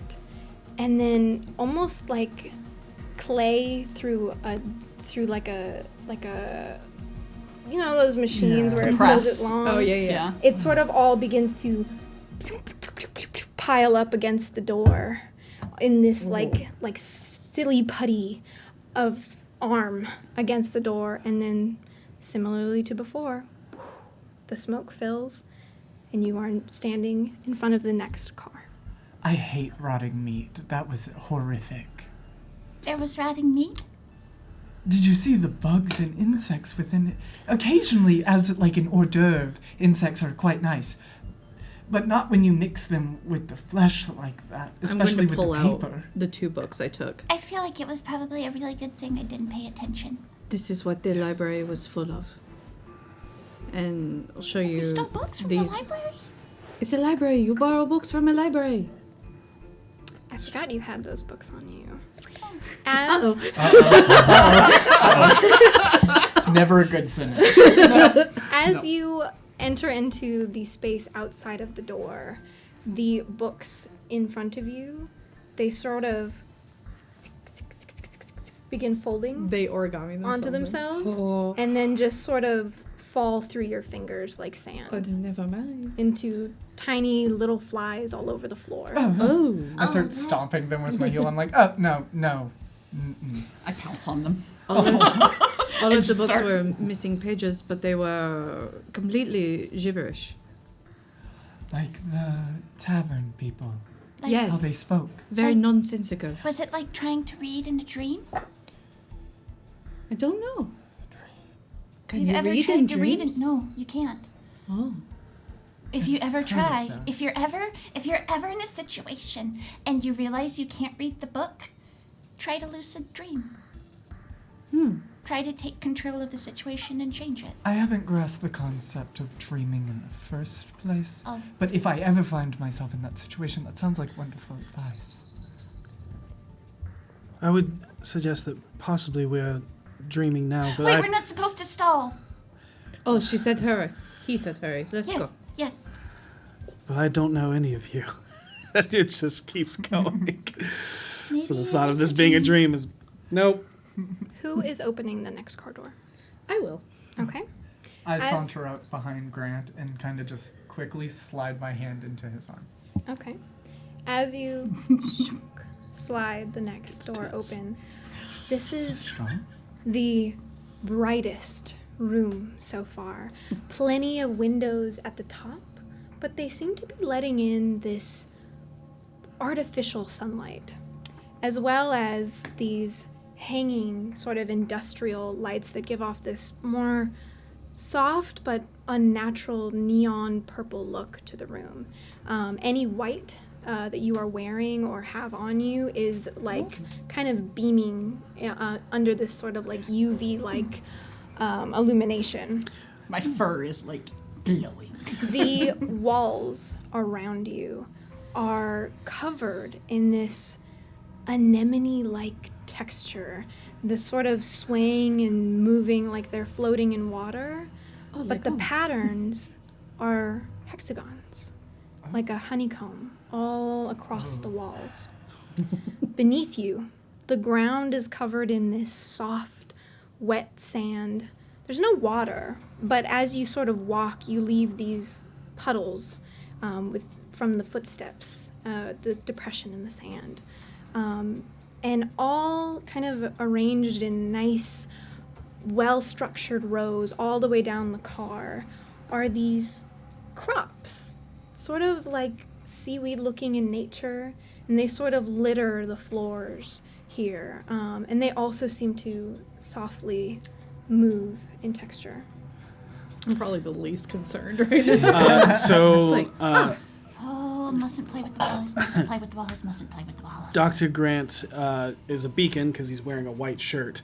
But also you would all see that his skin, there looks to be like these swirling lines that almost look like an invisible tattoo. And you'd see that his eyes actually have like a similar glow to his shirt. He looks down and goes, let's move to the other side, shall we? Marvelous. You get better and better every time we go through a door. Just tattoos. I'm going to go up and... Hold on. Arcana. Sure, you can. Arcana's what you want to roll, not the other one. What is my Arcana? 8 plus 26. Tattoos exist in this world, right? Okay, they're not like arcane script. No, they look like lines, almost. Oh man, just like line work tattoo would be more so. Yeah, like an abstract geometry. Yeah, but there's more swirl than there is like hard line. Okay. Yeah. Would there be any, because you described like very under the sea, are there any beasts in this room? Make a nature check. I don't like the sound I'm of not that. sure how I feel about that answer. Yeah, natural one. Natural 1. Nope. Absolutely, totally fine room. In fact, So many plants. again, you feel almost at home Then here. feeling at home, since I failed that, I'm just going to call out to the room, since I have Emissary of the Sea and I can speak to anything that can breathe water. Just gonna go, oh, this room is lovely. Is there a proprietor?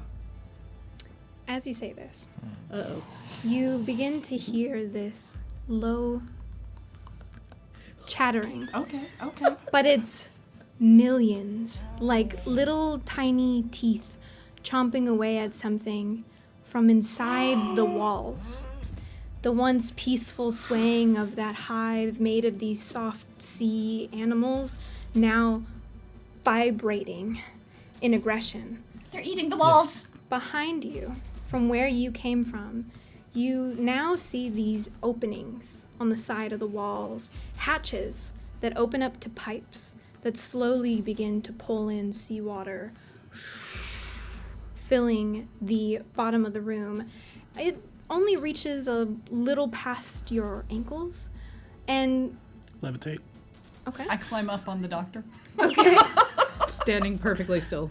Above the door that you entered through, you see an even larger hatch on top of a sort of pipe-like opening.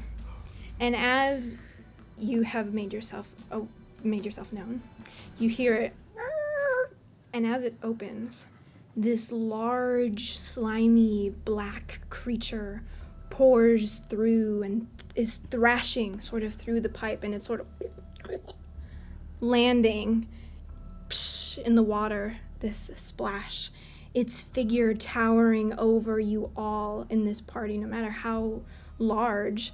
And as it sort of uncurls from itself, you see this centaur-like creature, the bottom body like a slick black tar color salamander.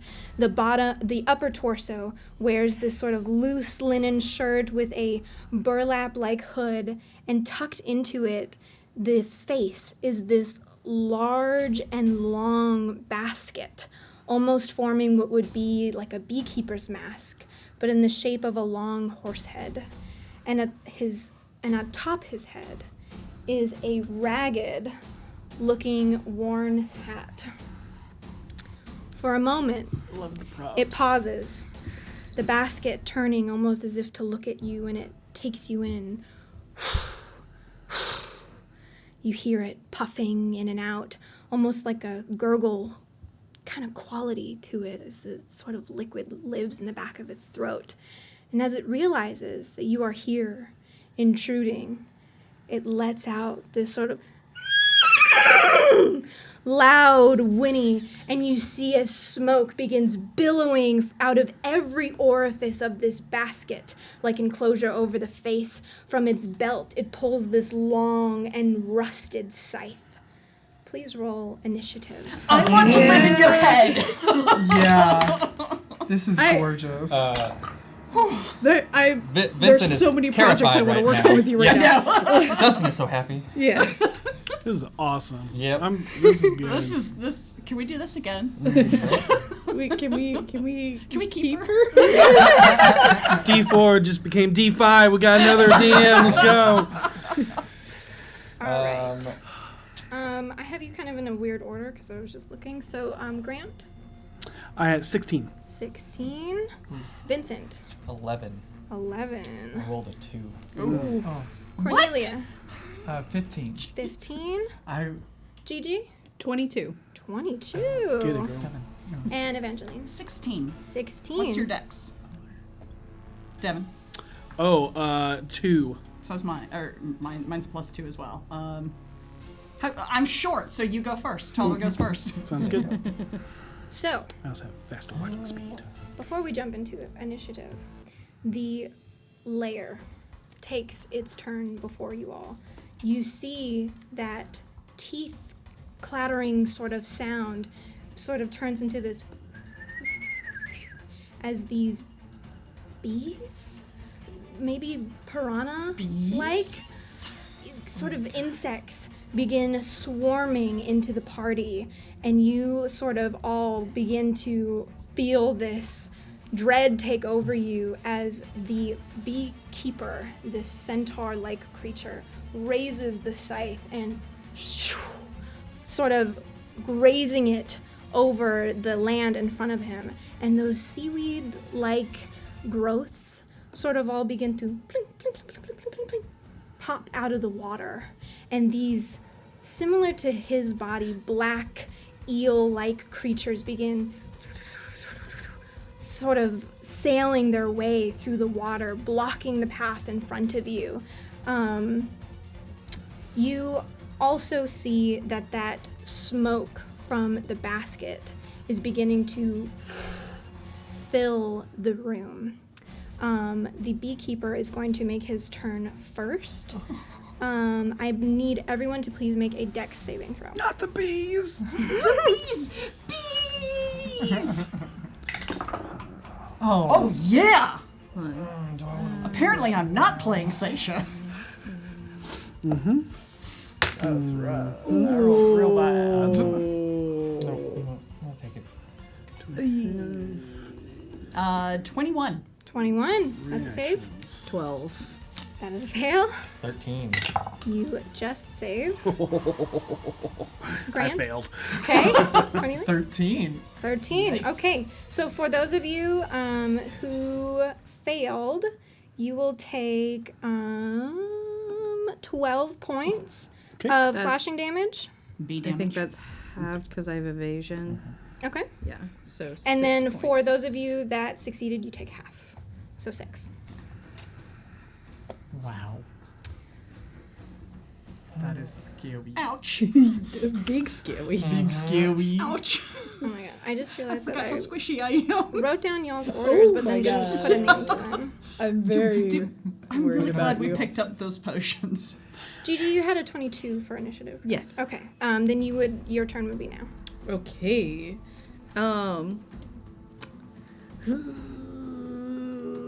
Was not prepared for that. I'm not used to being first. And you two agreed that Grant was going first? Yes. Okay. I am going to. Let's see here. In clarification for the DM, it's not levitate. It is actually fly. It's a special ability I have. Okay. I'm still on your back. Okay, I'm just going to hit with the Hellfire Dagger. Okay. Hit. Or I'm going to attack the Beekeeper. Yeah, beekeeper Okay. fella. That's a no. That's 11. Okay, that does miss. Let me check. That does miss. That does You miss. did completely whiff. Continue. And I'm very just gonna sorry. I'm gonna take my bonus action to dash behind him. Dash behind him. Mm-hmm. Oh, she's got Okay. a smile. Avoiding the deep scattering layer surrounding us right now. Okay. Is that all you plan to do with your turn? Yeah, that's all I got. Okay. At the end of your turn, I need you to please make a dexterity saving throw. Okay. That is a 19. 19. Okay. So, you're totally fine. However, you do seem to notice that as you get behind this creature, the sort of legs of it and the way that it's moving and the way that it is kind of with one hand swiping across the room with this scythe, the other is pulling in those flying creatures from the wall. And as you're sort of in the vicinity and they swarm around him, you are able to sort of like move out of the way in time. But on a fail, you would assume it wouldn't be very safe to be around him. That's so scary. Oh, I just realized I have message. I totally forgot about that. Is that the end of your turn? Yes. Dr. Grant. How far away is this creature from me? Right now, y'all have like a 30-foot lead on him. Okay. I can... What do I want to do? I have two Vincent, things. will you please make a intelligence or wisdom just check in general for me? It's not a saving throw. I'll do wisdom. Okay. I will fly up to this creature, Okay. and I will put my hands on its face, and I will whisper as it can see my back to all of them, a true form of mine. And I whisper, "What do you wish?" In primordial. Wait, I understand would hear that. that. Yeah, I would I'm understand whispering. that. I'm you're definitely whispering. trying to. I'm on your back. I don't think I You're speak flying with primordial. me? Yeah, Okay. when we came into the room, I said that I jumped on your back. Cool. I'm flying. Their primordials are like, what was that? I don't think Yeah. I have primordial. As you sort of grasp onto the sides of the face and you feel this hot sort of basket weave under you, Oh. you notice that at first it looked like rattan or what a basket is made out of. But as you're touching it, it's soft, almost like pulled bone thinly covered in skin.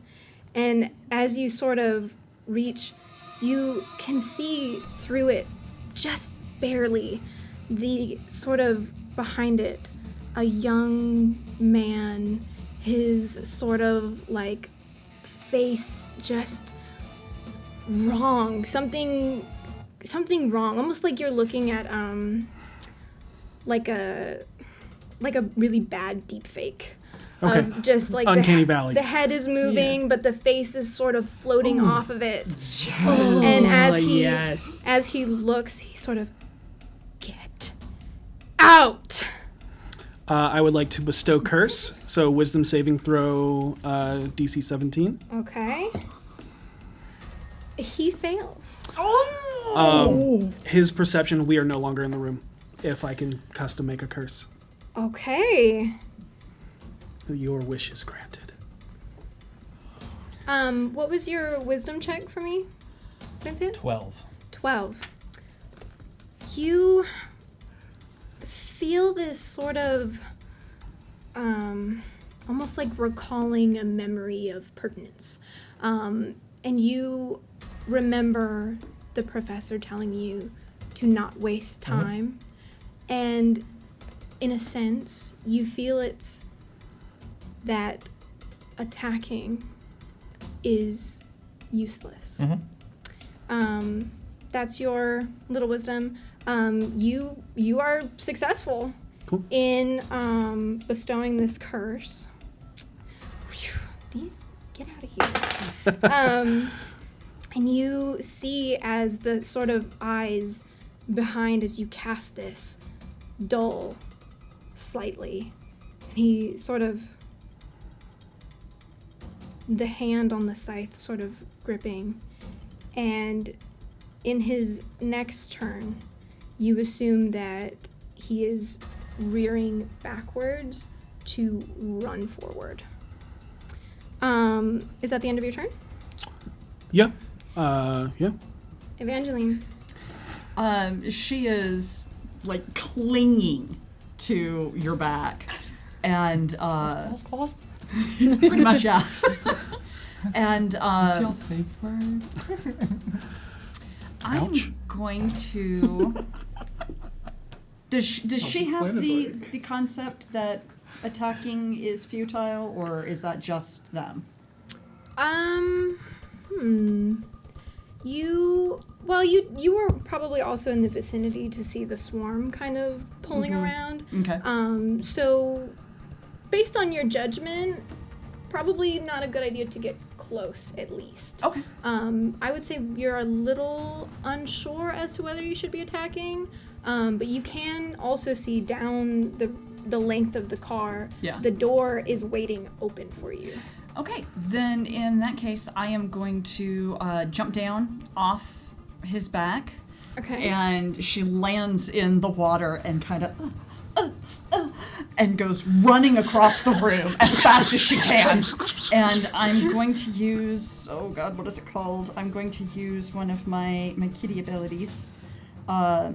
Yeah, tabaxis get like Feline agility. Yeah. Okay. So I can double my movement. So I'm using movement, action, and doubling my movement Gotcha. with feline agility to just get to the other end. Okay. Yeah, tabaxis Just get get like through the door. 120 So feet of as movement. you are like all of your ability, just get me the fudge out of here. Yeah. And you begin running. Your Sorry, your, headphones. do you have anything against difficult terrain or any sort of things like that? No. Okay, so for I would say like half of your movement, as you're running, you're seeing these creatures, the black sort of seaweed crop-like eels sort of slithering their way across. So technically you would have a fourth off of your movement. Okay, so a fourth off 120 would be 30. 30, so that's 90 feet of movement. Okay, so with 90 feet of movement and you sort of like pulling your hands and your feet out Like every time she if you're cool with it, the difficulty of the terrain is that every time she lifts her foot out of the water, she has to shake it. Yeah, and it is absolutely like worsened by the fact that on occasion you sort of like pass your foot through and you feel one of them sort of like Oh no. Lick up Yeah. your leg. yeah, but you managed to make it 90 feet. You're probably you're pretty close to the door. You have maybe like 30 more feet to cover. Okay. That's my turn. Evangeline, that's your turn. Who had the 15 for initiative? I'm trying to remember. I wrote down the numbers and then I didn't put your name next to it. Beautiful. I had a 13, or no, I had a I thought you were the 15. 2, no, I was an 11. Oh, that's right. You were, okay, originally an 11. That's what it was. So then you would be going next, Lady Queen. Okay, perfect. Then I Or am well, the 15. how much did you have in total? I had Sorry. 11. Oh, 11 in total. You okay. are the 15. I rolled a 6, yeah. You're so pretty. Interesting.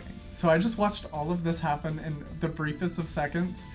Lady Cornelia just about faces, looks at the door. About how far is it from my current position? From where you are, you have maybe 125 feet to cross. Wonderful. She is going to turn and say, "It was a pleasure meeting you, person. It was honestly, truly splendid. Your children are beautiful." As she's backing up in the... Grant looks to you and like holds a finger up to his lips, because technically we're gone.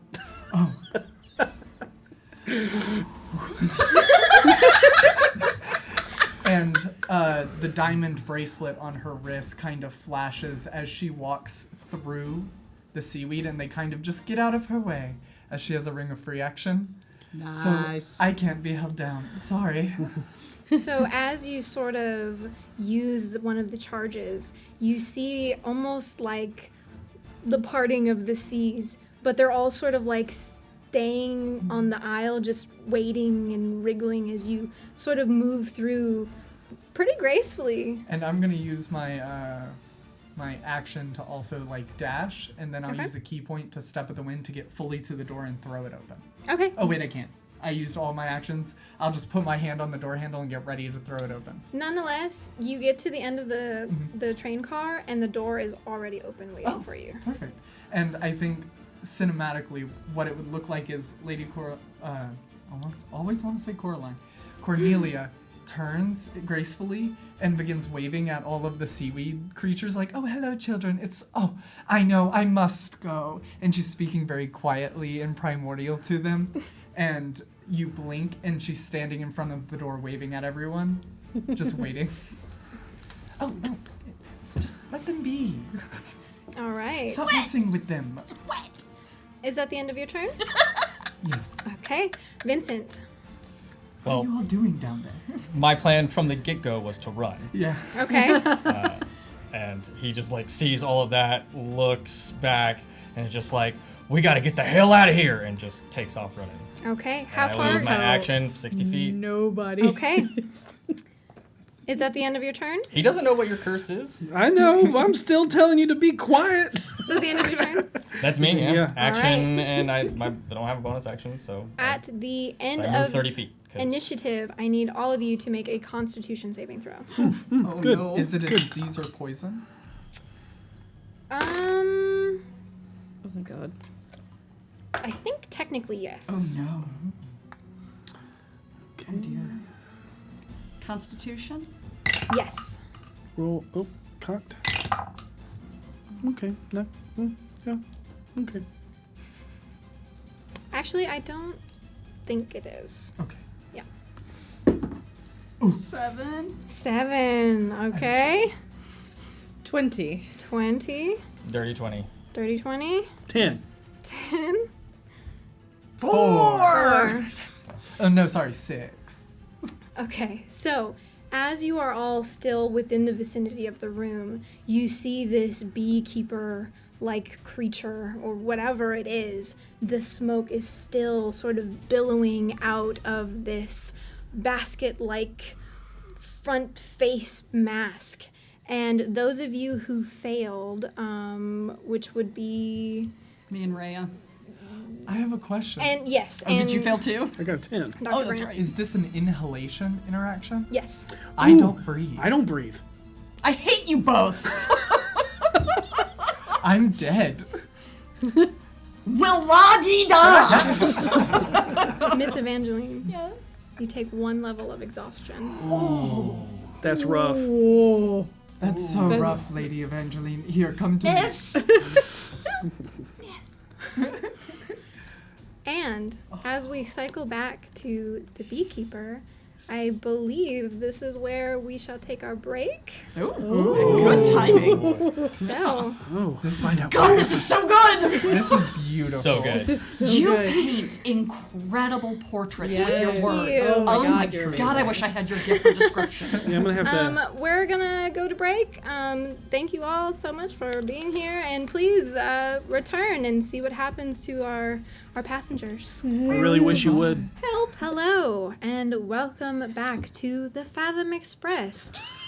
Where we left off, the passengers had ran into a centaur, and they were in the middle of Sea running. centaur? Centaur. Sitar. Not to be Something. confused with a sea guitar.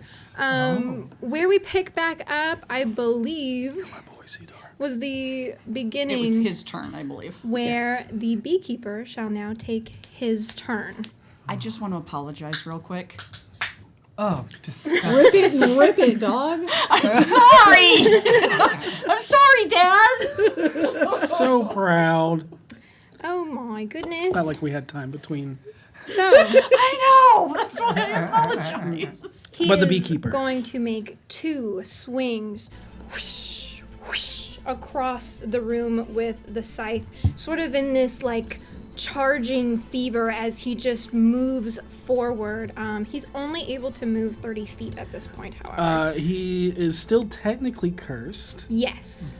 So, So he's just kind of swinging wildly. yeah. He's just like, I know these fuckers are still here. We all just disappeared. So in that case, I will roll with disadvantage for.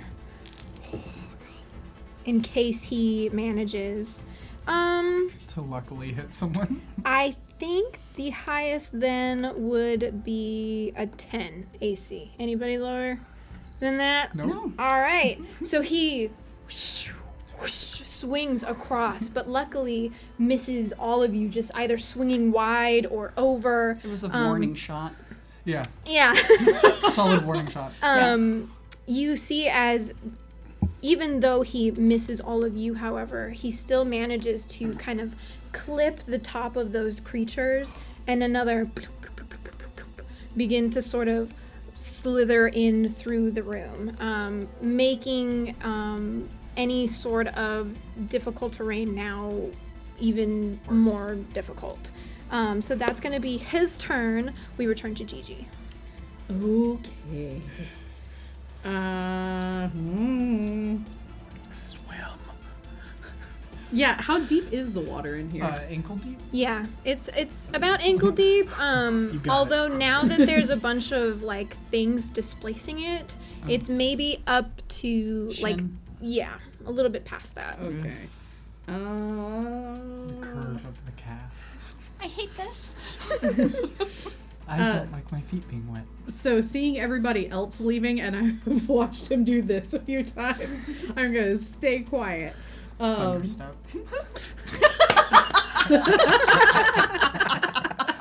Oh man. I have a question on your ruling on something. Okay. Do you allow wall of water to be horizontal? You know what? Absolutely. You're shaping it. Okay. I love that. So then I am going to use dash so I can get away with this. Okay. Since I'm behind him and I see everybody leaving, I'm like, well, we are not fighting him then, okay.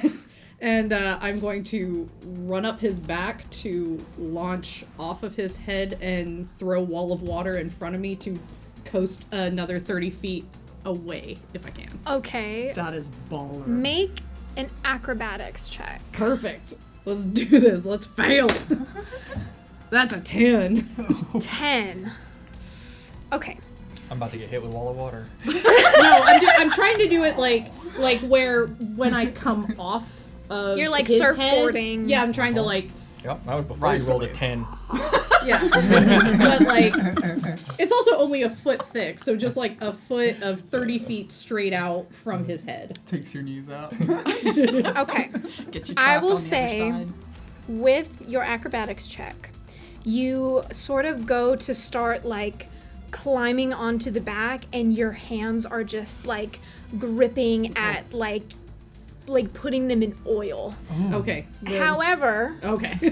you sort of like feel around and with both of your hands sort of like giving you enough traction of like squeezing around the middle, you sort of like pull yourself up and you do kind of one of those cartoony like kind of things as you get up there. But as you sort of do, you are able to sort of like grab the back of the shirt and like make your way up. And as you do, I'll say that for the movement, you're able to kind of get to where you're gonna jump off of the water, but you're kind of still on it because your acrobatics, you would have slid otherwise, but you're just sort of like standing there Yeah. like, that was disgusting. So you are now up there. Is there anything else you would like to do? I'll still cast that wall of water. Okay. So I can get out as soon as I can. Okay, yeah, so you're sort of like on the top, like teetering over. The sort Just of like holding on to it, like. the basket is in front of you. I believe you're still there as well. Dr. Grant is sort of like making eye contact with this creature, and you're just like ready. You cast out your spell, and it's sort of just this floating wall of water. Remind me, does wall of water pull from water in the area, or do you create it? Create. Okay. Then yeah, you have sort of this wall of water waiting for you, but you are still sort of like hanging on top. That's all you want to do with your turn? Yes. Okay. It's like seeing two ocean colors not mixing. Yeah. There's this water where It's the that eels oil aren't. in the water thing. Yeah. Yeah. At the end of your turn, I need everybody to please make a dex saving throw. Oh no. Why? Okay with it. Uh-oh. Nope. Ring of evasion. Come help me. Okay. Okay. Oh, I have a luck thing that lets me re-roll. Okay. Here's my. Oh God. I rolled worse. Awesome. I'm going to use one of my ring of evasion ones to pass. Okay. I got a 27. 27. There's 14. Oh, I get advantage. Total of not 3. re-roll. Total of 3. Oh no, What'd you Grant. get? Pass. Oh, you just passed it? The ring of evasion, I spent a charge to pass. Gotcha. 10. 10. Or Okay. 9, sorry. 9. Okay, so anybody who made below a 13, you are going to take 6 damage as you are in this room, and even though he is kind of like in this just unseeing rage, you see still the creatures are still sort of swarming around in this area, and they're sort of like latching onto you if you're not fast enough. These sort of like small little bites kind of covering over your arms, and as they sort of like pull off, it almost feels like dislodging a leech from your skin. And as you sort of are like trying to kind of get it off of you, you see them sort of like splat back into the water before they sort of back out and start swarming again. I would say just for flavor, just lightning kind of courses over my form real quick, as that's what expels them from my body. Okay. They just don't even touch me. They don't even think about it. Yeah, they're sort of They're like ugh. Yeah, they're like, maybe not. That's they're not like, that tasty. I've never taken a bite of something that I didn't think was delectable, so I'm gonna pass. No thanks. Grant, Dr. Grant. How fucked is Vincent?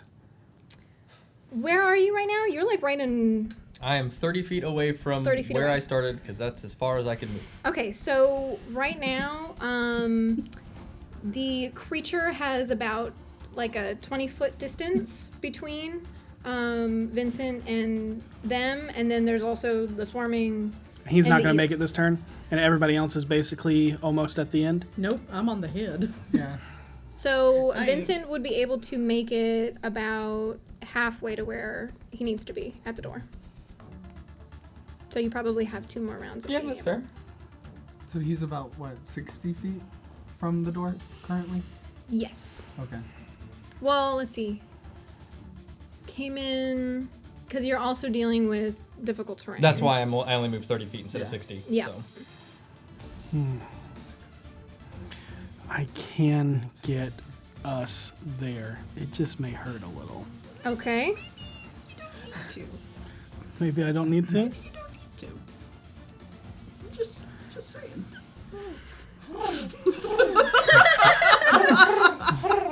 Don't do it!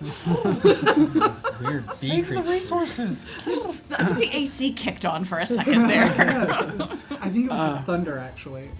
Oh, how fitting. Then yeah, I will just fly 70 feet because I have a movement of 35. Okay. So you soar down. I'm assuming you're just like. Are you like? How are you flying? What's it look What's your like? position? Like, where am I in the place, or what does it look like as No, I'm like what flying? does it look like when you fly? Like, do you go like full Superman, or are you just sort of like Um, arms out? Yeah, on a Segway. Like, what's the vibe? As he was like standing there, it kind of looked like he was just floating almost like you would in water, but it seemed that air was just natural for him. But he doesn't like Superman. He kind of puts his... It would be closer to Iron Man, but way more relaxed. Okay, Just or kind Shazam. A little bit, yeah. I guess. No, not like posing, but just it looks like he's just Dr. comfortable. Oh yeah, just Doctor Okay. Strange, comfortable in his posture. If you and don't watch find a Marvel, superhero you're so movie. confused Yeah. right now. Sorry, I don't know what to tell you. Get Yeah. with it. Come on. So, Dr. Grant, as you sort of just, decide, okay, I'm just going to get out of here, you fly the sort of 70 feet in this sort of like relaxed, maybe like a little bit of swagger in there, as you sort of just like pass over, and you're seeing as you're flying, the creatures in the water are sort of like popping out, trying to grab at you, and the sort of swarming are like, they've kind of dispersed back into the beginning of the room and are sort of like turning at the wall and are like chasing you down as you go. Is that the end of your turn? I think so. All Yeah. right. That's action and movement. I don't really have a bonus action, so I am 100 feet because it was 30 to get to the creature, and now I just did 70, so 100 feet down. Okay. Evangeline. I want to try something. Okay. Uh-oh. How not looking thick good is for you, this man. swarm that's chasing us? Which one?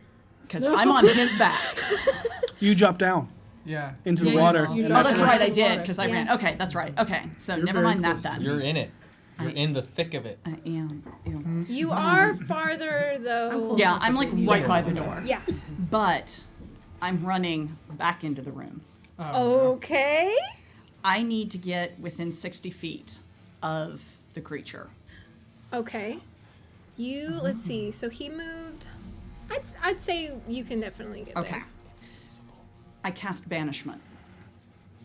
I need a Charisma 17 saving throw. Oh, he's so good at those. He's He's so beautiful. charismatic. Oh no. You said 17? 17. It was a 16. Yeah! Okay. Oh my So God. she, Miss Evangeline, you got me doing it now. Miss Evangeline goes, Sorry, Dad. and she sees that Vincent is so far in the room and just runs back in and gets within as close as she wants to get to Okay. this creature, and she just kind of goes, okay, do the thing, and the air around the creature just sort of shimmers and thickens and starts swirling around it, and it closes in tighter and tighter. And it reaches the creature and keeps closing in tighter and Okay. tighter, basically compressing the creature in on itself. And as the process completes, it finds itself in a room full of very soft pillows. If it's from this realm, or is it? Yeah. Okay, it's in a room full of very soft pillows, and there's knitting over here and crocheting over here and some lace working over here, and it's just a very pleasant, relaxing room. There's some nice hot tea set out, and he's there I love this. for the next little while. Beautiful. So I just dropped clean out of the air. So, did you roll a as d20? you Yeah, I got to roll a d20. Okay. Not a 1, it's a 3. So, as you kind of gather your nerves and you banish this creature, was on top of it, the magic of this kind of like compressing orb swirling around is actually a wall between the two of you. And as it's sort of lowering and minimizing this creature, you're sort of just like going down with it slowly. Water like Yeah, or you can do that. Clean the water. yeah. And as you just watch as it sort of like minimizes until it's gone, you see in its place the hat from the beekeeper fall onto the floor and land sort of there in the water. And all of the sort of creatures, they sort of, in the water at least, they sort of stop. And you see them sort of like turn away from each of you and go back to their little spots where they were harvested from and bloop, bloop, bloop, bloop, bloop, bloop, bloop, plant I've themselves had I am a Couple. cat. And though I am smart, Oh no. I am curious and I make bad decisions. Okay. She goes and picks up the hat and puts it on. Oh. Okay. You Uh-oh. go and pick up the hat, and you sort of are examining it. It's definitely old and worn, but you make an investigation check for me. I'm running back into the room to grab Gigi. Investigation.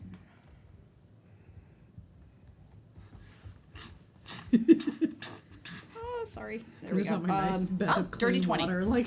Dirty 20.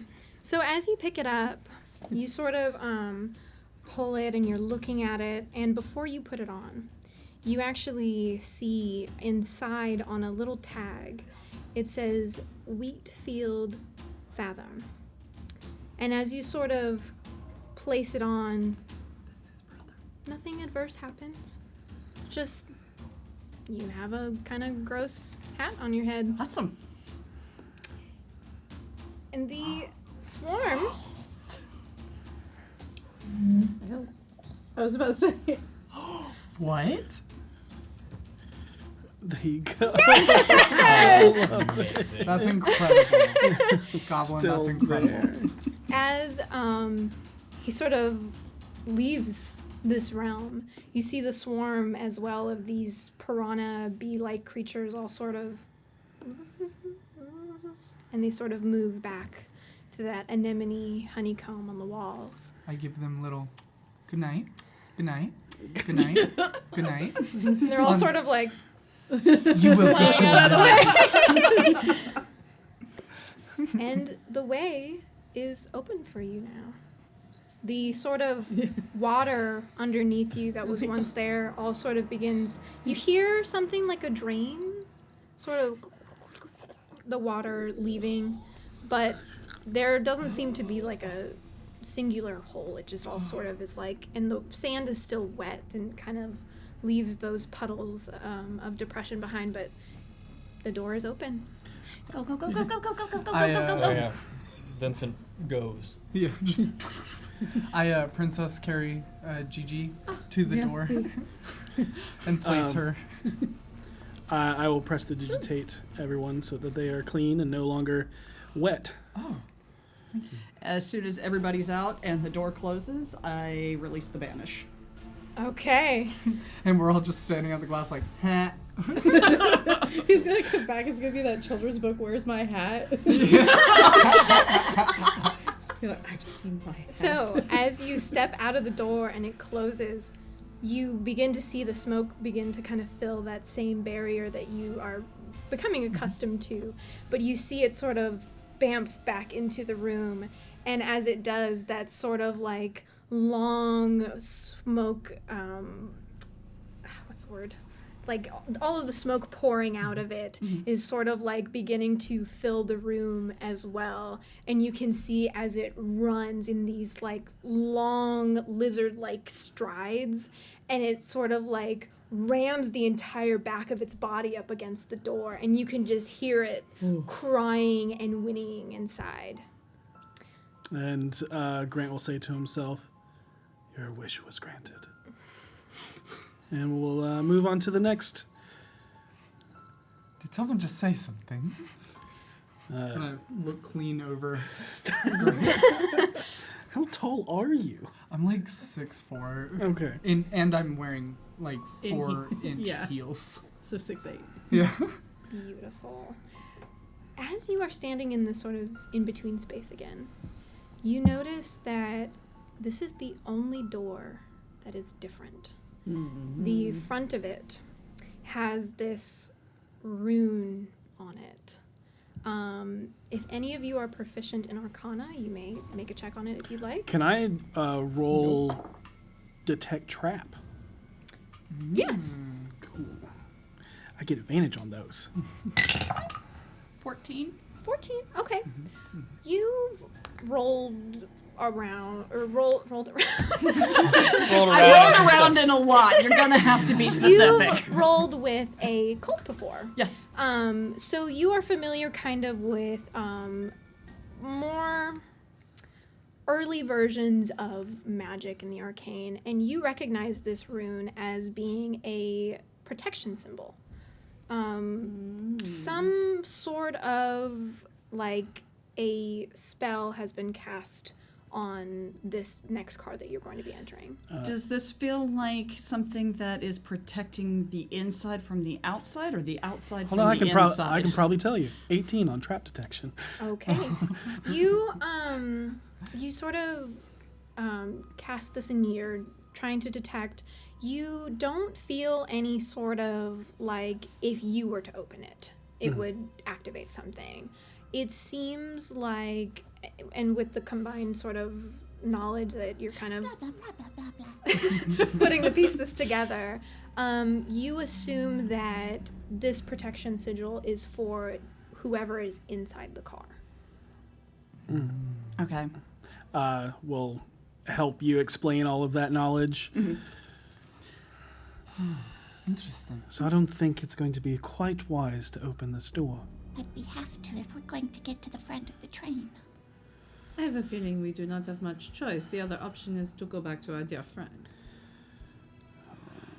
And he does not sound like he misses us very well.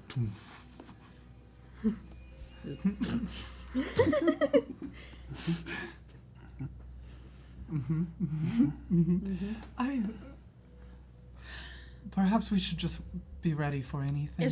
Is there any sort of writing or anything around it? Make an investigation check.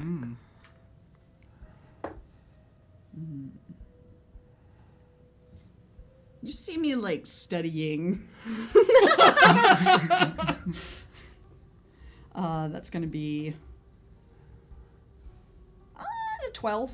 12? See Okay. if there's writing around it. You're sort of taking a look at this door and you're trying to kind of make any details out or writing, and you feel like there seems to be scratches across it that seem placed there on purpose, but you can't quite make out what they say. Comprehend languages. Okay. Comprehend language. You're sort of trying still. Oh wait, no, never mind. That's. Oh yeah, no, written language. Yeah. So Well, she's touching it. Okay. And I can understand any written language. Don't Any forget to written roll language. that d20. Okay. Oh yeah. See if we all explode. I'll kill you. Ooh, 11. 2 ones. So you gotta roll it twice.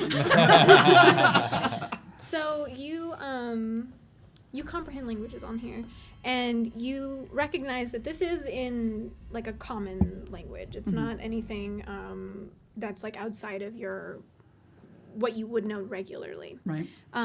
What it was is it seems more like it's been here for so long that it's kind of been worn away. Okay. But you can make out that the words say Covenstead. Covenstead. Have I ever heard that before? Make a history check. Can I also try? Sure. Cool. 16. 16, 19. 19. I'll say both of you know that Covenstead is a word for a place where witches meet. It's sort of like considered like a home base, or kind of like a church, but for A homestead for a coven. yes. You There you go, Raya. If only it was something simple like Covenstead. You also know, and kind of from discussing earlier, that about the Fathoms, and as you're kind of trying to recall, you do remember the daughter of the family had interests in the arcane, and especially ritual, and those sorts of things. Interesting. And I. That's and And then You're starting to sound like the other passengers. I think perhaps instead of just opening the door, we knock. That's a wonderful idea. Perhaps the daughter is behind there. I've never met her, but once again, I will remind you. Okay, maybe It's a finger. don't bring that up. Okay. And Yeah, don't keep it eat down. her fingers in front of. Are there any identifiable marks on any of them? I open my tin of ladyfingers and I start filing through. I don't think so. And it's just like individually painted fingernails. I go through them and Okay, yeah. I'm checking the one I took, like, oh, that is a nice. I check the nail one I job. took. I do think I'm out of Fathom Grandmother. I think I ate the last one's about right here now. Okay, all right. I'm gonna drink from my canteen and get a spell slot back. Okay. Nice. You're a weirdo. So what are you all doing? I'm going to knock on the door. Yeah. Okay. I'll join them knocking on the door. You Actually, Wait, It's far too conjure a late. mage hand. It's far too late. okay. Yeah, yeah. there's 3 knocking on the Yeah. No, I don't knock. We're doing a rhythm. Yeah. If they're knocking, I don't knock. as We do a slight marimba with the knocks for some reason. as you knock, the door opens slowly. C'est bon. And you see the floorboards here at first feel and look wooden, but as you look closer at the sort of grain of it, you recognize it as hair. As you sort of peer into this room, it's the smallest of the cars so far. You see it's sort of compressed, almost square in nature. There are these like heavy rafters. The first time that you've really seen the structure of the train, and you see them sort of running back and forth across the ceiling area. The smell of incense, crushed bone, and blood. And if you've ever smelled burned hair, Oh, it's worse. Horrible. you're getting a little bit of that as well. Who Yeah. burnt the roast? I know exactly what that smells like. The door, sort of as it slides open, you see at the bottom there is almost like this lip, of like a floorboard or some sort of like tiled sort of piece, and it's keeping water inside the room here. But the most odd thing, through the rafters, this sort of like long snaking braid is here, and you see it as it trails and weaves and winds through almost the entire area of this room. You see from a small kind of table in the center, there is this figure surrounded by talismans, candles, little effigies and skulls. She's small in frame, this sort of wrinkled and pulled skin, some of it clouded with what looks like ash. As she moves to look at you, some of it sort of like flakes and snaps and crackles off. You see she is bald for most of the head, except for a single sort of lonesome braid at the back of her skull, right at the nape of her neck. Her eyes are mismatched. One is pitch black and dried like a raisin, and the other is this sort of milky white and damp. And around her shoulders is this sort of charred and tattered cloth. As you enter, she looks up.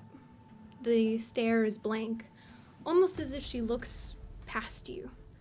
Nonetheless, a smile sort of crosses her face. Come in. Welcome to the Coven Stand. I am the Oracle. She beckons for you all to step in. She raises a hand, her fingers thin and scorched, the skin and muscle faded away to leave behind this sort of pointed bone end. Please. Of course, I step in. I love what you did with the place. Do I remember her name? The daughter's name who was interested in the occult? Make a history check with disadvantage. Understandable. I enter and give a little head bow curtsy. Okay. 9. You are racking your brain trying to think, but it's almost like there's a barrier in front of that knowledge. It's like on the tip of your tongue, but you just can't quite grasp it. No. And I'm entering as well. Just, Okay. This is a lovely place. She sort of leans forward in this chair, and you see in front of her, she sort of like waves her hands, and this wooden bowl appears in front of her. And she, well, you all have traveled very far, and all 5 of you are here this time. That's wonderful. I'm sorry, do you know us? And I am still hovering, but I'm making it look like I'm walking just above all this. Vincent has not entered yet. Vincent has not entered yet. She sort of looks at you, and you can see the eyes trying to focus, but there's not quite an iris or a pupil to do so. She, oh yes, I know all of you, though never together. Well, sometimes in pairs. 2 of you will appear, sometimes in 3, and there was once where 4 of you had made it. But all 5. This is different. Cause for a celebration, don't you think? Absolutely. And What did I just say? you see as she sort of reaches over to one of the candles on the table, and as she picks it up, you see the wax dripping and falling over her hand. She doesn't seem to mind. And as she pours it into the bowl in front of her, you see it kind of solidify in this little pool. And she casts Mass Cure Wounds. Oh. I'll take it. Thank you so much, Dolores, Penelope, Delilah. Susan. Just tell me when I get the first syllable. Saba. I will say it. Her saying that she knows us. Gigi has her dagger. You all recover 15 points. Oh, Nice. Yay. I'm back at full. How nice. I'm also back up full. I only have 42 nice. health points. And I have my dagger not in a threatening way, but just in a like, oh, that's nice. That's nice. You know us. Just like to the hip. Yeah, just like. I'm sure it's fine. Gee, does that feel better? I feel Much incredible. better. Thank you so much. Your brother and your father and your uncle were really difficult to deal with this time. You see the look on her face sort of sour for a moment. Not against you, but just the mention of the names. And she, everyone here is like that. Except, well, I suppose I am as well. But I've staved a little more because I protected this room. It's an incredible piece of work. She sort of... I would love to tell you all what awaits you. And now that you all 5 are here, I can do it. But it will require a piece of you. Oh, she rips off her fingernail. Absolutely. Oh, you are always the most willing. Is it a physical piece of us? Yes, but if you wouldn't like for it to hurt, I know sometimes it hurts, just a little piece of hair would work as well. Gigi will take her dagger and cut a lock of hair. Could I try and sleight of hand a fingernail that's a little less painted, maybe just black nail polish?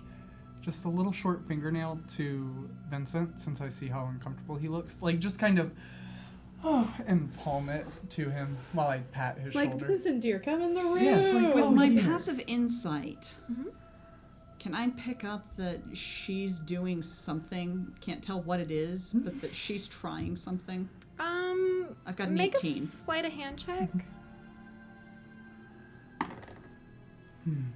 A dirty 20. Okay. I would say for the purposes of all of these characters here, you get the sense that Cornelia is maybe always kind of up to something. So That's just her vibe. as she's sort of like performing this little song and dance, you can't quite tell what it is. Yeah. But you pick up that maybe there's like a little scheme happening. In that case, I'm going to, when I pick up that she's doing something, I'm going to run a distraction. Okay. And she will grab her tail and rip out a tuft of fur and just go, "Meow!" Okay. And hopefully that distracts the witch. Okay. You said it was a dirty 20? Mm-hmm. Okay. She sort of, thank you very much. Oh, that hurt. And I could have just. so you have the fingernail. I have the fingernail. Okay. What are you doing? Watching Dr. Grant. I think we all are. Allons-y, boys. And for you, Dr. Piddleton. Wait. Priddleton, not piddle as in to urinate, or pride as in hubris. I'm so Priddleton. sorry. You are normally. I see you the least. It's fine. I'm smart enough not to make it down this far. I will try minor illusion, Okay. and I will something that is of body. Then yeah, I will take out a dagger, and my daggers look very ornate and otherworldly in the sense of like not. There's probably one that looks like other planar, but it is still just a mundane dagger, and then others that look like Twinsies. yeah. No. And it would have more like air motifs on it. A blue dagger, and he'll minor illusion blood and kind of like try and pour that into her hand. Okay. Is there Why are the boys always the a problem? save against it? Oh yeah, let's give a life hag imitation. something to control us with. I think an investigation or Life imitation, intelligence Yeah. check Yeah. can see through I it think so. based off of your DC. Yeah, my DC is 17. Okay. So I guess it would typically to see through illusions. It's investigation. Okay. Vincent? I will give the fingernail. Okay. She sort of takes it, and as you are kind of casting this minor illusion and the blood sort of drips onto her hand, she sort of, interesting. And she takes the kind of clump of everything, and you see her drop it into the wooden bowl before her.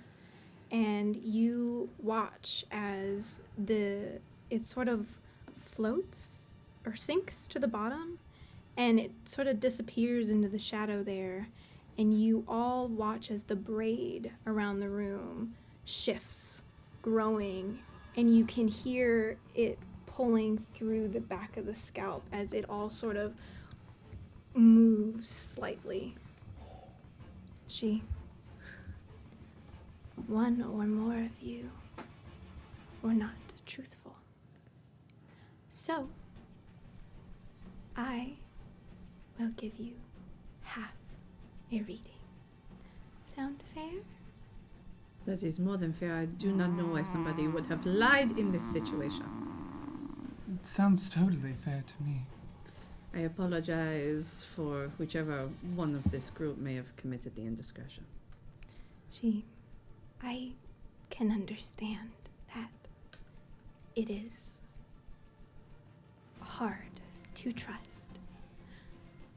But nonetheless, Preach it.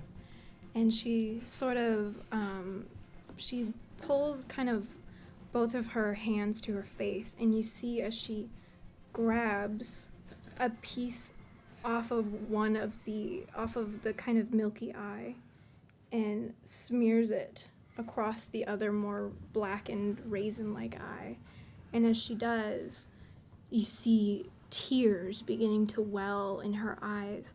And as they fall, they sort of like cry, and as they reach sort of that right under the cheek, you see them turn to hair.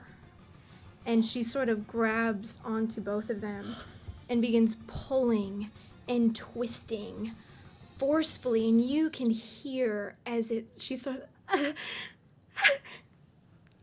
pulling it from her. You can see as she does this, the hair around the room as well begins pulling and shifting, the back of the scalp almost sucking back in that little rat tail at the nape of her neck. And you can almost swear you hear it burrowing the follicles back in. And as she continues pulling, she wraps and wraps it around her sort of fingers. And as it gets to sort of a bigger plane of area she's able to use, you see her sort of take some of it and begin to weave it through her fingers, the hair sort of floating there in the space. You see as she does this, a little form beckons its way out of the hair follicles, a figure long and thin and stretched, and you can see this shelf-like nose and that long slope to it. You will join us. You will finally reach the conductor, but he will convince you to stay. You fall for a trick. You are innocent, but you are trapped. You become a part of the family. And you see as she sort of grabs the doll and all of the weaving floating there, and she moves it into one hand and twists again and pulls more length, and this time it's more forceful. It's this jerk, and you can see all of the hair around the room shift in the same way, this sort of almost like ripping of hair, similar to how you pulled from your tail, is amplified throughout the room. And you see as she forms this knife from the hair, and it's still made of hair, and she sort of cuts across the doll that she created. A worthy cause. Maybe you are even able to leave, but it remains. You release him, the conductor, of his sins, but unknowingly you listen to him. His judgment is clouded. He believes it is innovation. It is not. It is a snare, and we have all been caught. And you see finally, as she pulls again from that long tuft and begins to sort of pull it again. Now, however, it is moving almost on its own, like vipers, wrapping around the conductor doll before she snaps, and sparks fly over the entirety of it, and you can see it sort of out, igniting the doll and the creature wrapped around it nightmarishly, the image screaming and crying for help. Even the oracle jumps, and you see her pick up a heavy pair of scissors and cuts across the length of hair pouring from her eyes. It is terrifying. The train, nearly impossible to face. You won't be virtuous. Part of you all stoops to a daunting low. Your soul is stained with what you must do, but you must do it. It will ache, it will sting and burn, but you stand and endure. You kill him, you kill it, you end it all. Even yourselves. Maybe But the train is dead. And you see as she sort of falls forward almost into the bowl in front of her, you can see she's sort of pulling the blanket closer. And as she sort of raises her head back up from the bowl, you see it covered in blood. She sort of lets it run down her face. But as she reaches and begins wiping it away, you see a different face underneath. Albeit red and wet with blood, she's just a girl.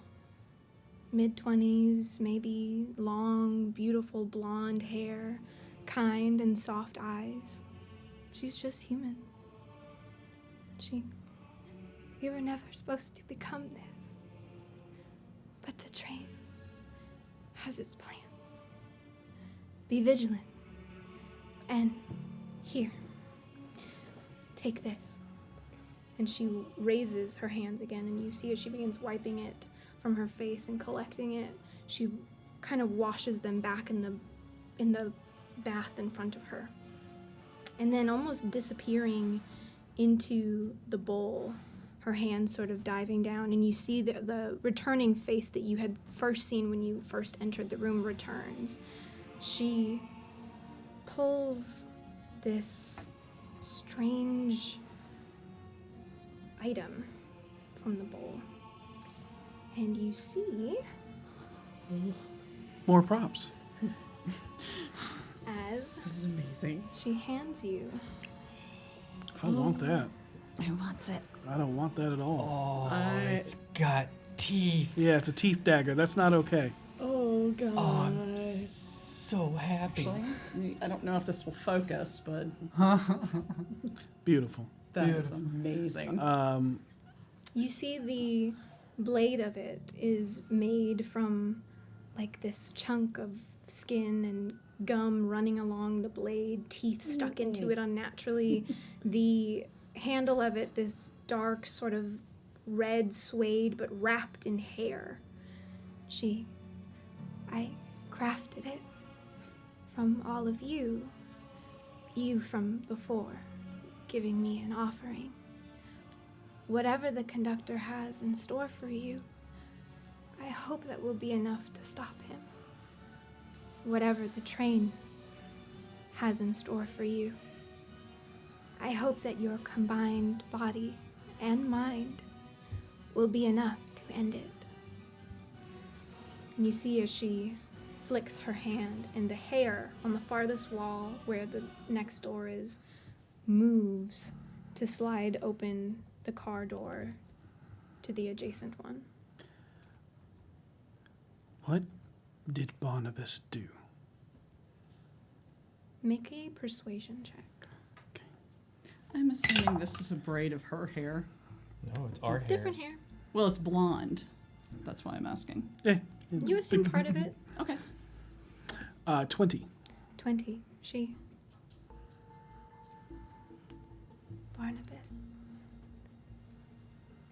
Barnabas did something awful. He put all of this in front of us. He found something that promised all of us the most unfathomable things. My grandfather losing his consciousness and mobility, he promised him arms that could reach. So he may never have to leave his chair, but he may still read. You all watch Grant go extremely pale once again. As although he hasn't dealt with this exact type of dealings, he's dealt with something extremely similar. I have a question for you, young madam. Yes. If we kill this conductor and we are able to go, what becomes of you? I'm afraid. I'm afraid that you wash him of his sins, but you abandon us. Do you wish to be free of all of this? Wait a minute. I think in the best case, yes. But you only told us half of our future. Yes. So we could change the second half. Maybe. I can't make you do anything. I can't make the decision for you. I can't leave this room. Do you want to be free of this strain? Are you asking if she wants to be dead? I'm asking if she wants to be free. For some people, those are one and the same. Anything would be better. Close your eyes. You see this sort of, the eyelids. You haven't seen them before. You notice that as you ask her to do this, she hasn't blinked. But as they close, they sort of flake away in this, like they're being burned as they close. Maybe I will use my hands.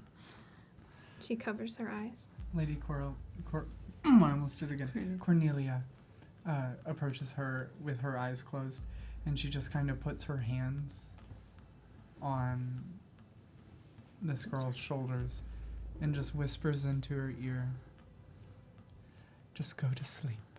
This is all a terrible dream." And she just kisses her on the temple. And I'm going to come up behind her with the non-Hellfire dagger, with just a plain ornamental dagger, and using my assassinate, I will slit her throat. As she does that, I cast Dispel Magic on her. On the woman. Okay. The girl. As you slice across the neck, you see red liquid beginning to pour, and then blonde hair spilling out from the wound. And as it does, and you cast Dispel Magic, you see as her form changes into that young girl again. And as she sort of slumps back in the chair, you see her sort of just allow the life to leave her eyes. I think Vincent will actually, in this moment for the first time, step up and kind of catch her head as it falls down, and he'll gently lay her down. I will cast Eldritch Blast, but flavor in a way where, like, I pull her breath. Cute. Sorry. I pull her breath from her. Okay. And as I do, I say in Primordial, "Your wish is granted." As you sort of all gather to allow her to rest, Vincent, you sort of catch the head as it falls, and you feel in your hand this, like, oily but still well-maintained and beautiful head of hair.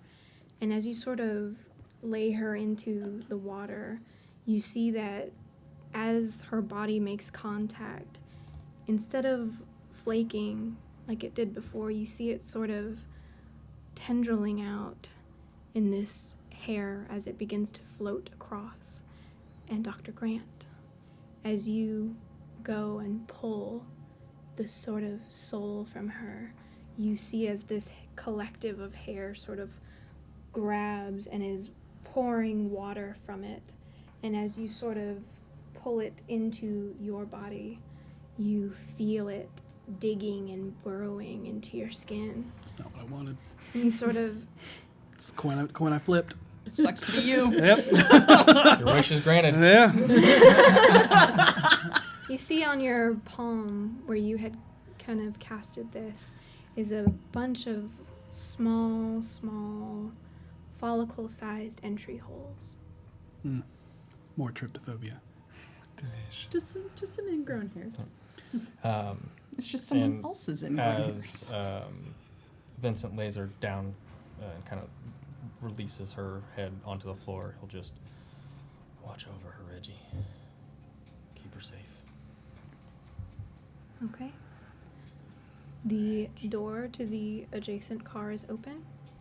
I'm going to wipe her blood off of my dagger onto just like fabric of her dress or something, cleaning it off. It's why I wear red.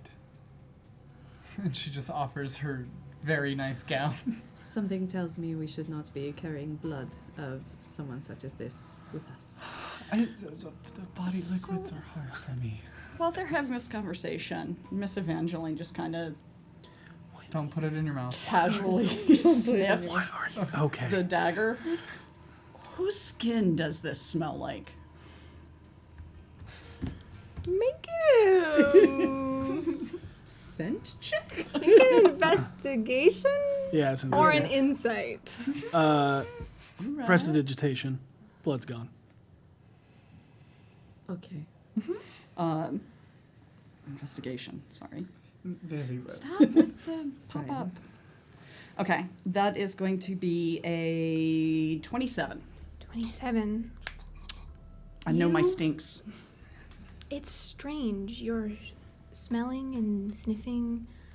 You almost get a sense of everyone.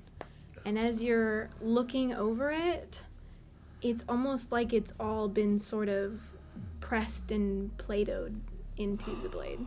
Gross. Disgusting. I love it. It's Damascus, but with our skin. Mom would have been so impressed. pattern. I would add to that there's obviously the blue and teal. Are you more scaled? Yeah. There's some. You actually, if you look at it, there's texturing to it and shadowing, so it does look scaled. Okay. There's also other blue and very light blue skin that's on there that is not scaled. And some of those teeth, baby, they ain't teeth. They're just my skin wrapped up into really tight balls. I'm gonna say that's the flat ones. Yeah. That's just my ear. That's my earlobe right there, dude. Some hard cartilage. Anybody mind if I carry this? That is Yes. all yours. Yes, I quite do. Do you want to? No, that's not. I mind in the fact that is disgusting. If she gave it to us, it is probably necessary to kill the conductor. And why are you so scared of There you it? go. It's us. It It's is parts us. of I us. smelled it, and it's us. Yes, that bodes well. Extremely well. There was a part of that half reading where we died. Yeah. As part as the completion. I think Yes, we have but did died you- many times before. Did you miss the part where think he's this is the right. first time of all 5 of us? I think we So, are dead. I believe that is a knife of this our is- failure of not working together. Our hell. This Oh. is us. Oh, we're still on the hell living thing. out our sins. I don't believe that. There are extenuating circumstances in my field. She did I mention ha- that we forgive the And conductor embody. of his sins. Reliving over and over and over again. Don't know how we got here, and Maybe we're atoning. Oh, I'm going to be here a very long time. If this is just another one of these gods' tricks, I'm gonna be really upset. Because the last time we met wasn't a great time for me. I will start hover walking over towards the new door. Yep. Okay. Go into the new door. As you I reach down and close her eyes. okay, there's Nothing to close. Her eyelashes, her eyelids. Yeah, the eyes are totally gone. Yeah. Oh, I missed that. Okay. Her, and her she's sort eyelids. of like dissipating into hair. Okay. Okay. So She is just kind Well, of. then if her pulled eyes the- aren't there yet, if her eyes aren't still there, I won't. You just pull the bangs down a little. I give her a center part. okay, We love those. you give her the emo bang. Yes. Yeah. The swoop. Yeah. One eye's covered. As you sort of exit from this room, you see the next door again in front of you. This time it is the same as the rest of them, other than the one that you just encountered. You can see behind it is sort of this nice warm candlelight sort of pushing through the window, and you're getting a plethora of these sort of savory aromas. It smells wonderful.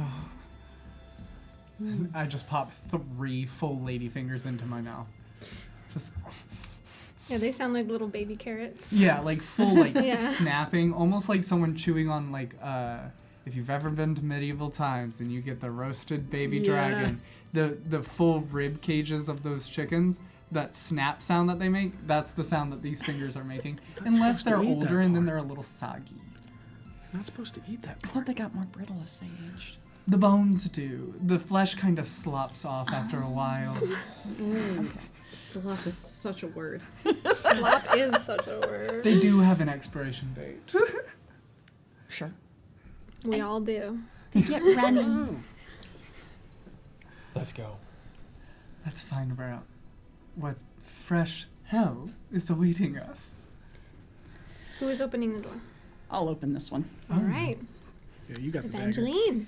As you slide this door open, you are hit with this sort of warm, lovely, like garlic sizzling, sort of these onions and different vegetables frying. You are in the kitchen. A nice long floorboard running across, pots and pans steaming away and sizzling, herbs hung up to dry, and bottles full of dried grains. On the far end of the room is a woman. You can see that she is middle-aged. Seems lovely though. She's large, not like muscular or strong, but just scale-wise. She kind of takes up more space than the rest of you. You see the hair sort of pulled into a slicked back bun, and this pristine apron and blue puff sleeve dress. She's carrying with her a large silver tray stacked with assorted cut meats, fruits, honeys, and cheese. And as you enter, she sort of smiles, half-heartedly, but she invites you. And she sort of, oh, welcome. Oh, hello. It is very, wow, all 5 of you, huh? She sort of, I should have made a bigger tray. And she invites you to sit.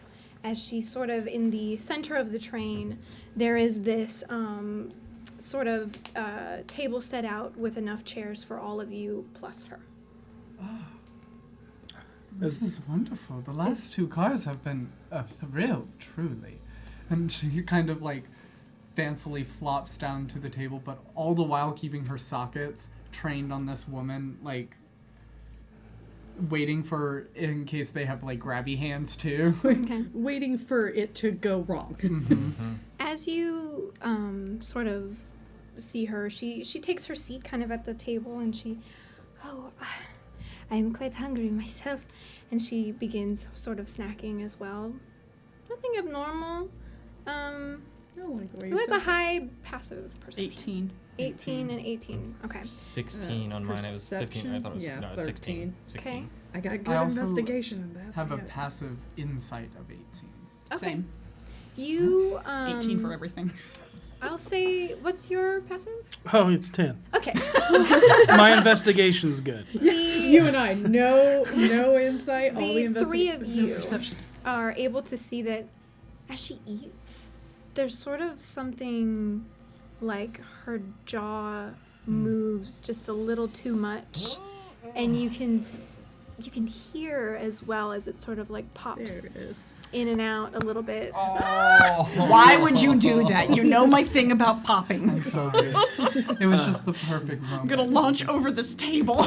You can also see occasionally as she's eating, you see her sort of move the jaw back into place and then wipe her cheek from drool. One of the reasons I don't know this is because as I pull my chair out, I'm going to investigate it for traps. Okay. That's good. I don't Oh, sit I'm just down. sitting down. I'm the Madame of Consumption. Yeah, I physically cannot help myself. Okay. Whatever is in front of me, I just very politely, there isn't a breath that goes by. I don't breathe. So I'm just constantly streaming meat. Okay. If there's any, like, cured meats. Yeah, there's like these nice thinly sliced sort of salami and... You'd think it's prosciutto. Yeah, those sort of... No, his name was Bobby. Yeah, I'm sitting by It's her. delicious. Yeah. You're eating, and this is like the most gourmet charcuterie board you've like ever had. I take out a couple ladyfingers, wrap them in the prosciutto and salami, and just be like, Madame, is this the first time you've seen all 5 of us? Yes, all 5 of you. Normally, it is just a pair. Ah, c'est bon. What pairs do you normally see? yes, what pairs? All sorts, normally. But I actually see most of you. And like, there's this weird confusion because the last lady said that I was the least seen, but I got a 15 on my investigation. On your investigation. No, that means you make it through the room the most often, and none of us get through the girl's room besides you often. Womp. Ooh. You check for traps. You don't sense anything odd about the room itself or the table. But, God, there is something ready to activate with this woman. Like, And as she sort of, it is very nice to have an entire table full.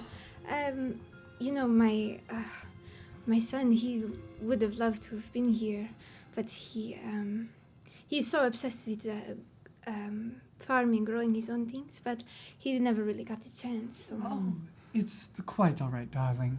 We saw him on our way in. We gave him a big old hug and kiss from That's grandmother. That is good. I wish I could see him again. Well, perhaps soon. do you have a picture of him? I don't actually.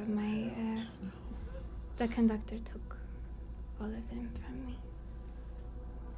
He keeps everything safe at the front of the train. Have any of us ever mentioned the conductor being whisked away by something? With teeth and tentacles? Roll a persuasion check. Oh. And have we seen any of these? Yes. Miss Evangeline just very casually slipped the hat off Okay. and is carrying it at her side. She's like, I gave that to him on his 10th birthday. Give it to her as a gift. Will, just give me Okay, a minute. just making sure. I have no insight, Two. so I read that you're hiding That's it. You got a 2? A full 2. Okay. She sort of. I'm very off-putting. None of you have ever talked about it. If it helps, when we saw your son, he gave me this hat to pass to you. You see her eyes sort of shift as she.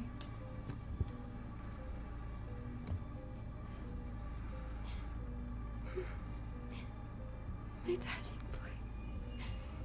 Oh, Mon ami, are you alright? He was so young, you know. He had just turned 18. She see her sort of face shift, and it's all his fault. All his fault. He took my children from me. He was so obsessed. It's like cheating, but with a train. And you see her sort of, as she's talking, the jaws moving and not popping. Sorry. No, you can say popping. That's fine. It's just the actual popping sound that gets me. And just sort of moving and cracking almost.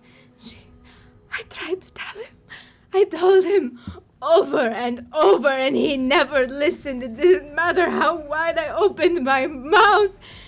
And you see as she grabs onto the end of her sort of jaw and wraps her fingers into her teeth area. The areas around her eyes begin to darken in her fury. The iris turns white hot. You hear this sort of click as she moves the jaw away from the hinge, and as she grasps it tightly in anger, you see she begins to pull and stretch the lower mouth and the gums farther and farther away from their origin. Saliva, slightly brownish purple in color, begins oozing from the opening in her throat, her tongue dangling there in the pulled stretch of inner mouth.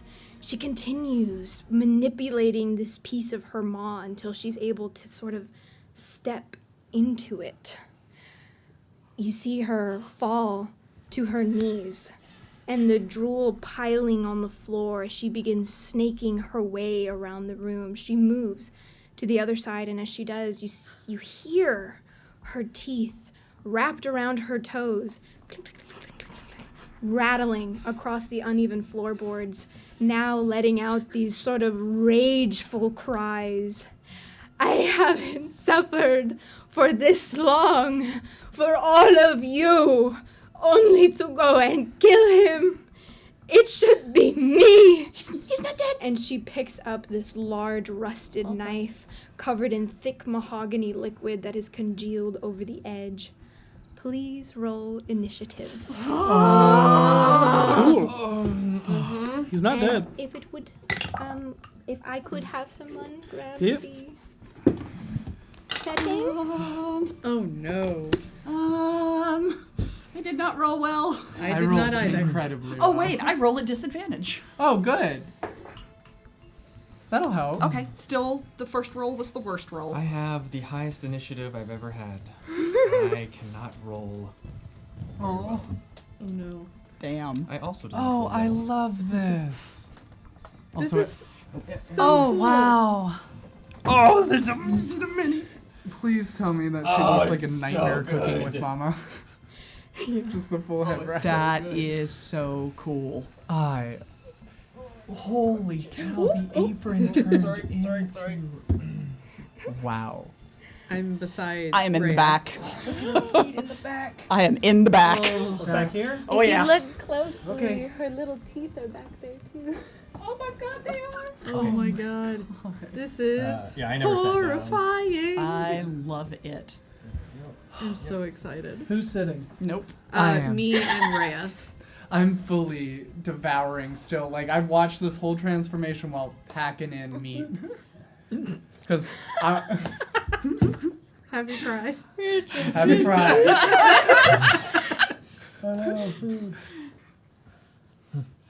Here at Oh, D4, no, it's this always is- pride. It's always Yeah, right. there's a bread in the chair, but it's fine. Pack meat with pride. Oh man. Never walk the same. Okay, initiatives? Yes, please. Would you like to know mine? Yes. Start. Go down. 25. Wow. Okay. 17. 13. 17 for Grant. I'm sorry, you said that's the best initiative you've ever No, had? no, no, no. He has the No. best initiative I have a modifier. +9 to my initiative. Oh, I cannot roll. The first Gotcha. initiative was a The 2. same thing. I Second one was a thought I 4. didn't realize you were being sarcastic. I thought you were GG? being serious. 7. 7. Nice, nice. Almost a scholarly 8. And Evangeline. 6. Okay. Strong Made it 6. kind of easy for me this time. Oh yeah, we did. Hey, we went in order. Mm-hmm. Oh. All right. Oh, if we So, go by that pattern, then you should be last. As you all recognize this moment of tension, Cornelia, what would you like to do? I'm sitting at the table very politely, just devouring food, and then I just kind of look up, watch this happen while eating, and then Cornelia goes, "Very well. It looks like you're on the menu." And she pushes. We still have time to talk. believes he's dead. That's Very all I'll well. say. I'll quickly just push up from the chair, and in a blink of an eye, I'm standing next to her, just very, calm and collected. And I'm going to hold my action to attack her with all of my attacks. Okay. As soon as she makes a hostile move towards anyone. Could you, let's see, go ahead and move yourself up so I know where you are. I can. Or you know what, yeah. Yes. She's the one on the end. Yeah, yeah. Also, hello everyone. This is what the dress looks like. We can shift You it. want to be on this side or over here? Just directly in front of her right there. Lucia, just so you know, that the nails are a square, and Okay. each tube is a square. So that would be Gotcha. a square, that would be a square, that would be a square. Okay. So you want I'm And if I'm need be, perfect we right can pull everything forward and we can Sure. move things if easier. Either way, I just want to make sure that I'm I not. can get stuff on this end if Raya can get stuff on that end. We're good. So you're holding Yeah, your I'm action? holding my attack action. Okay, so as you sort of hold this action and you are now within her range, her turn is next. And you see as she has picked up this knife, she's going to try and hit you twice with it. That is an aggressive action. If you want to move, do it. Oh no, I'm not moving. I was gonna. I know. One of those doesn't hit, but the other is a natural 20. Wait, I have a thing. Okay. Shoot. Is it luck? Yes. Oh, no. No, it's not Chaos. luck. Is It's it Tides of Chaos?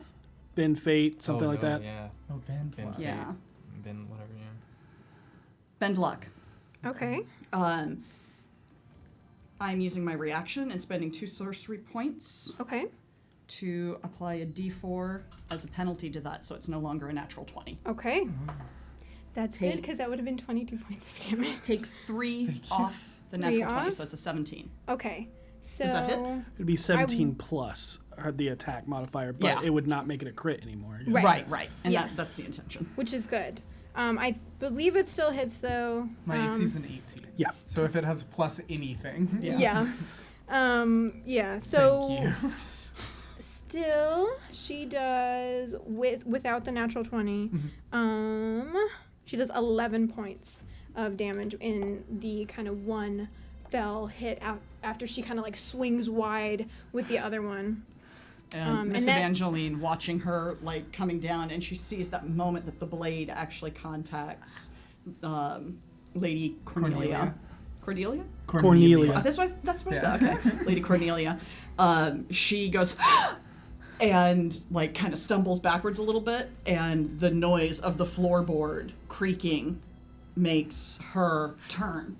Okay. And Oh, I it love turns that. into a glancing blow instead of a straight on. Gotcha. And since she attacked me, I'm she going to hit attacked? her twice. Go for it. And my first one is going to be my attack for consumption. Okay. I'm going to try and rip a piece of her off and consume it. Okay. You got an easy apron of it there. Yeah, just. Yeah. Okay.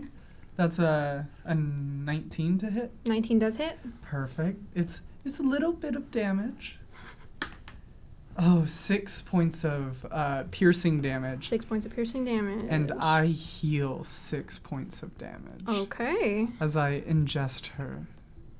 Yeah, as you where are you trying to pull the I think this is the first time that everyone has seen Lady Cornelia get a little flustered. So you watch as she just calmly stands there, gets hit, gets distracted, and then just whips around, jumps up, grabs the sides of her face, and pulls down. Okay. And then just shoves it in her mouth. And I have 2 attacks, so I'm going to punch her in the gut as well. Okay, go for it. After I rip her face Or is off. in the tongue, as it were. Yeah. Oh, this might not hit. 16? 16 does hit. Oh, Nice. perfect. And I'm doing a stunning strike. Go for it. Yeah. All right, so Con save for. a Con con save. versus 16. 16, she just fails. Nice. Oh, then she is stunned. Okay. And she takes Let's see. another 6 points of just bludgeoning damage 6 as points. I. Yes, bludgeoning, but I'm flavoring it as just raking my claws across with my stiletto nails across that tongue surface and just saying, "You'll never get joy from eating again." Yeah. You, as you are sort of like, intense. from that blow sort of hitting, you just full activate, begin almost like this like unexplainable like tenacity. Is that all you would like to do with your that was my whole held action. Okay. Then we are on to Grant. Grant, not going on the aggressive yet, still goes, because stunned can still speak, says, "Miss, he is not dead. We spared him his life. We made it to you to try and end Barnabas, who did this to all of your family." Make a persuasion check with disadvantage. Okay. She's mad. Oh, that's fair. I kind of just consumed I her banished face. him. He's back. He went to a nice tea room. Damn it. Oh, the Lord taketh and the Lord taketh away, or giveth and taketh away. Natural 20 and A 1. 2 Oh. for a total of 9. It's like it sounded good, and then her anger hit, and she was like, "Wait a second." You know what? Fuck you. She's like, "Oh, no." I could, but you know what? No. Nah. As you say this, you, Cornelia, since you're right there, you see the eyes just moving as the rest of the body is sort of stuck. And even though she technically could speak, because the mouth is making up so much of her body, you just sort of hear her, like, gurgle back at you. Okay. Okay. Feeling that this did not work, I'm going to use my action. And I'm going to say,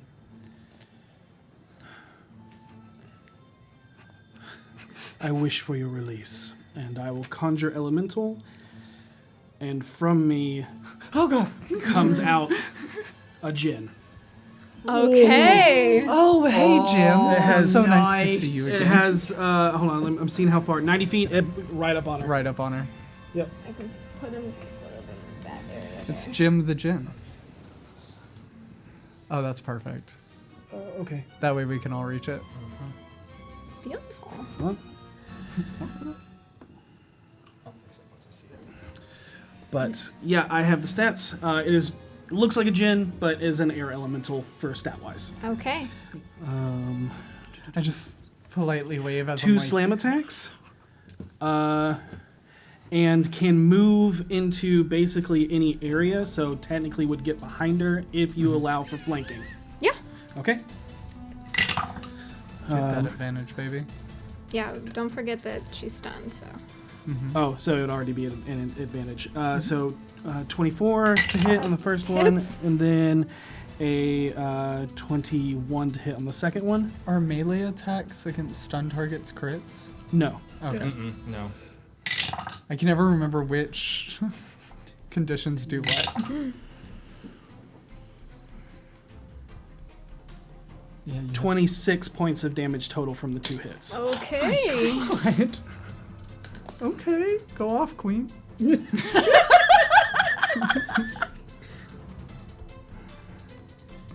All right. As you sort of pour forward this immense amount of magic and conjure this djinn into the space, you see as it moves almost in this, like, similar, almost in a way to her, of like this, like, very smooth, almost slither, but it almost feels, it doesn't feel as bad because he's in the air. And everybody would see that it came like, out of me. Yeah. It what? Yeah, like Sorry. as I spoke it would be like air coming out of my lungs, creating this djinn. Gotcha. Yeah, and you also see as it sort of like emerges, just at the tail end, there's like a little bit of blonde hair that sort of like flickers off before it sort of That's sort cool. of slithers over and just wails onto the cook. Is that all you'd like to do with your turn? I mean, that's my action. It was my free action to talk. Got any Bonus bonus? action? Warlocks are pretty light on bonus actions. Yeah. I already have, unless 10 minutes has been up. You know what? I'll do it anyways. I'll give myself more flying.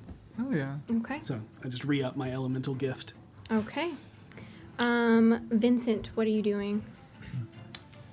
I'm gonna move back here, Okay. as I will draw Remembrance, my flintlock pistol, Okay. as I will pull the hammer back. I will take aim, and I will take a Deadeye. No, I don't need to because she's still stunned. Yep. I Until will the end of my turn. sharpshooter. Yeah. So -5 to attack, plus 10 to damage. Yep. Okay. And that just moves away. Alright. And I will make my attack. You got this. We all believe in you. That is a 24 to hit. That hits. Right, and then as I fire, I quickly, like in a blur of an eye, just repowder, throw the ball in, take another shot, and fire again because I Okay. ignore the loading property of the firearm. Nice. And I take another shot. Very good. That is a 23 to hit. Oh. That definitely hits.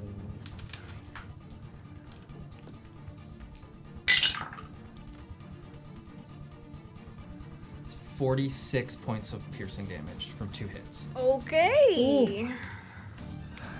Y'all gonna leave something for me? No. No. We're gonna, Absolutely not. We're gonna kill this poor grieving woman. Just like, sorry. Would you please describe how your hits land? As he pulls and takes aim and just like with extreme precision, almost shooting past you, Through the hole in my she's head. stunned. Yeah, she has the mouth down and will just kind of blowing holes through the flesh as it just pierce into, like, I guess where the shoulder would be, but I know it's a mouth, so kind of just blowing off chunks of teeth and flesh, and then the other one he just takes aim and fires and blows a chunk of the uvula off that kind of lands onto the ground. Beautiful. Is that all you'd like to do with your turn? That is my Are you gonna eat action. what fell off? Is that what that look is? Free action, I pick up the uvula and I eat it. It's like a pop-up boba. Yeah, Yeah. and then my bonus action, you see he actually Gushers. holds up his left hand, and a little contraption and a little palm pistol forms into his palm, and he takes a shot with that. Okay. Oh my god. That was badass. Yo, we're killing someone's mom right now. That is a 16 to hit. I tried. 16 does hit. All right. You did I'm try. glad That's I fair. have You did advantage. try, but the existence of a map says it was futile. I'm about to be always. mean. With the exist. 15 points of piercing. 15 points of piercing damage. I'm just saying. When a DM pulls out All a really right. nice map, you're like, this is happening. We're doing this. That's GG. me. Yes.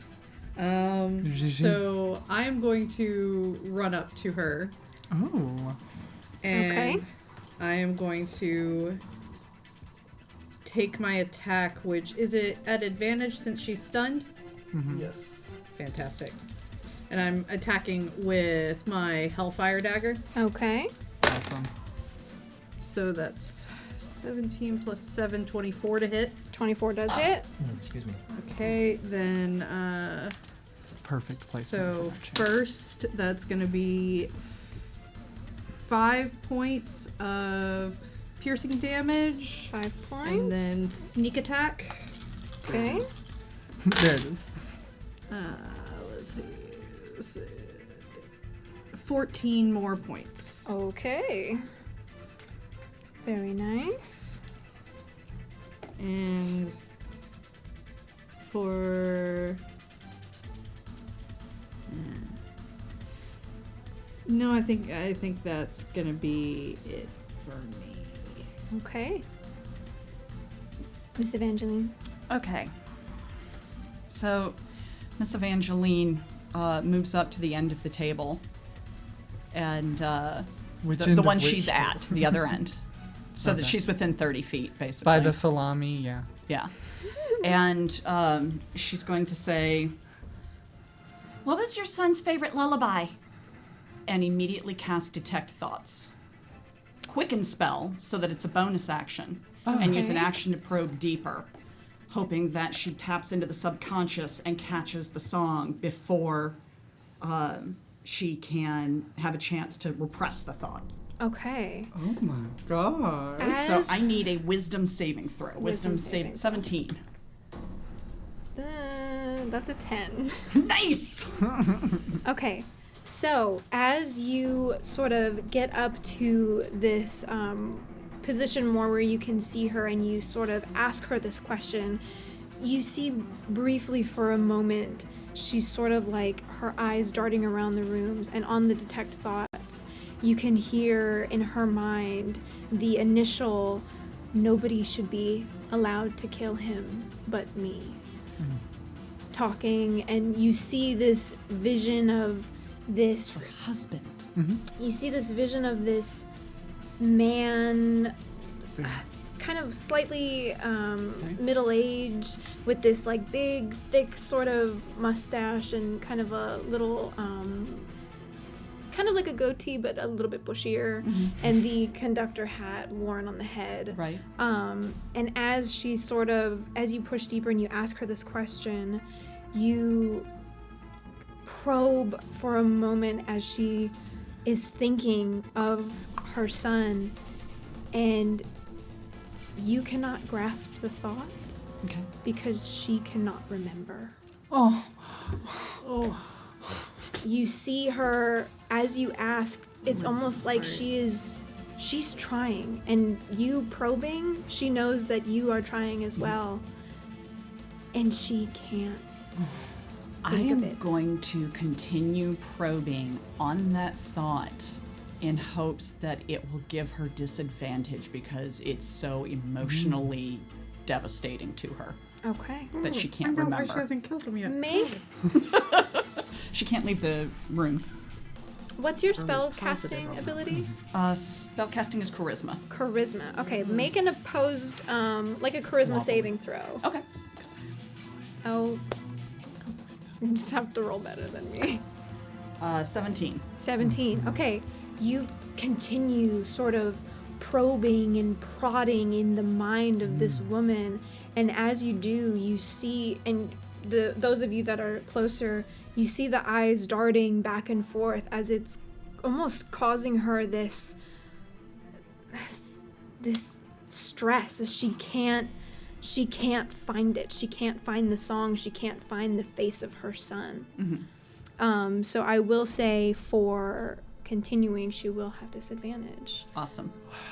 She not only is stunned physically, but mentally. Emotionally. Is that the end of your turn? I believe so, all yes. Okay. Back to Miss Cornelia. Oh, wonderful. I don't care about your favorite song. And she just continues just ripping into this woman's tongue. Okay. I'm hungry. I wish you didn't shoot off either, and then you just speed bag it. Is your Jin flanking for advantage? Yes. Cool. Oh, wait. She's still stunned. No. It doesn't matter right now, but yeah. It might in the future. It will. Okay, so first attack. Whoa. Thank God I have advantage. We're going to do a 23 to hit. That hits. Perfect. Second attack. A 21 to hit. That indeed hits. And then I'm going to do Flurry of Blows. Okay. 2 more. Yeah, hit her 2 more times. Oh, wait, no. Down, not up. Natural 20. Natural 20. And last one, a 19 on the die. Okay. We are just beating the tar out of this poor woman. We really are. So As you're punching, Miss Evangeline will say, She says she should be the only one to kill her husband. That's what she's upset about, not her son. That's incredible. Ouch. So I'm gonna roll 4d6 plus 22 based off of the crit and my modifiers. Jesus. So 9, 10, 11. So we're at 33. One more. 36 points of damage. Please describe how you would like to end her. Yeah! Okay, so since I have spider climb, you all watch. You especially see this. Lady Cornelia says, I don't care about your favorite song.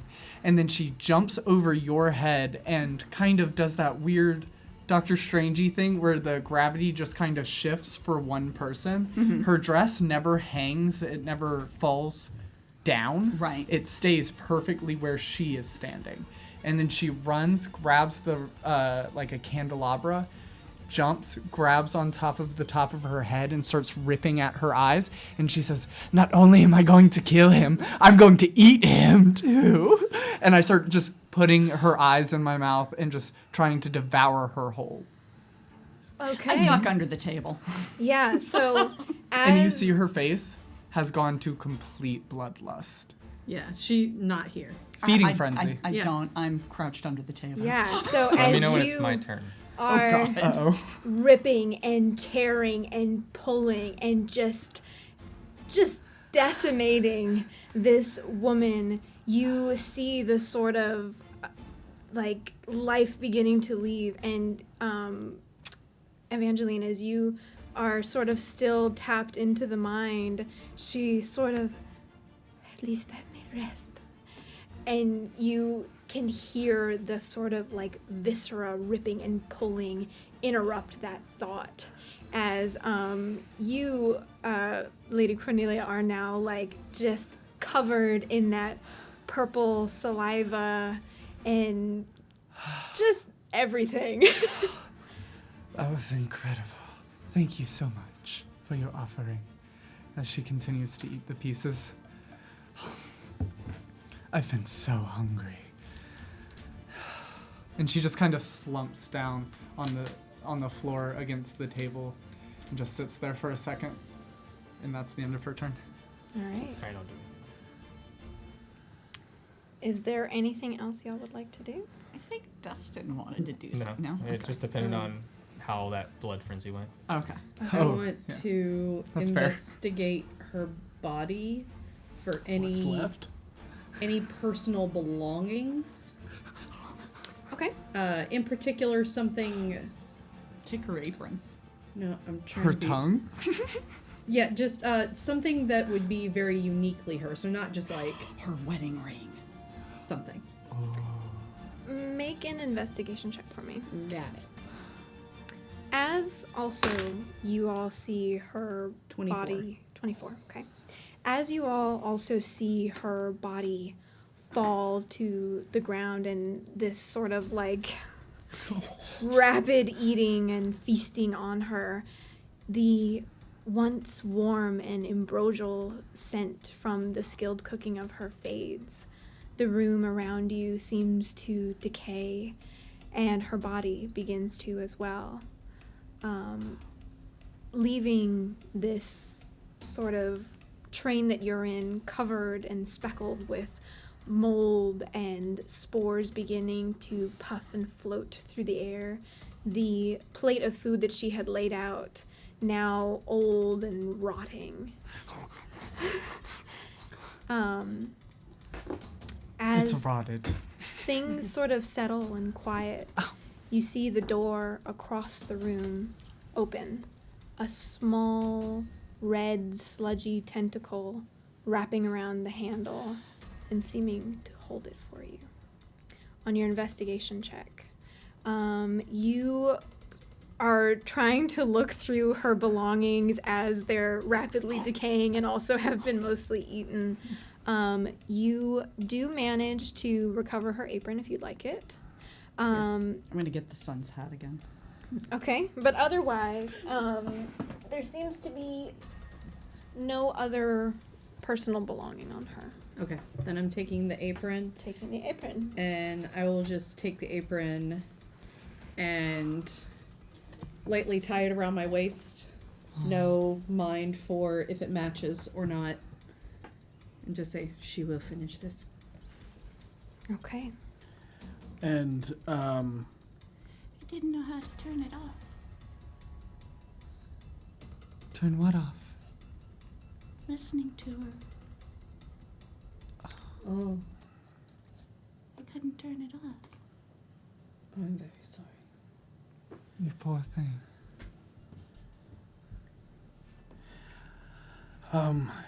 if we want her to be the one that delivers it, and Grant will kind of rub his hand over his face, and you see his face becomes hers.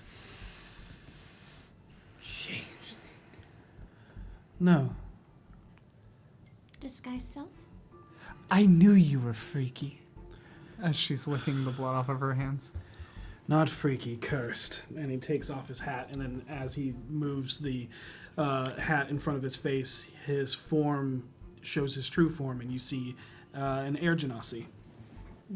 Oh. Why do you hide? Because this is what I am, and he goes back to Grant.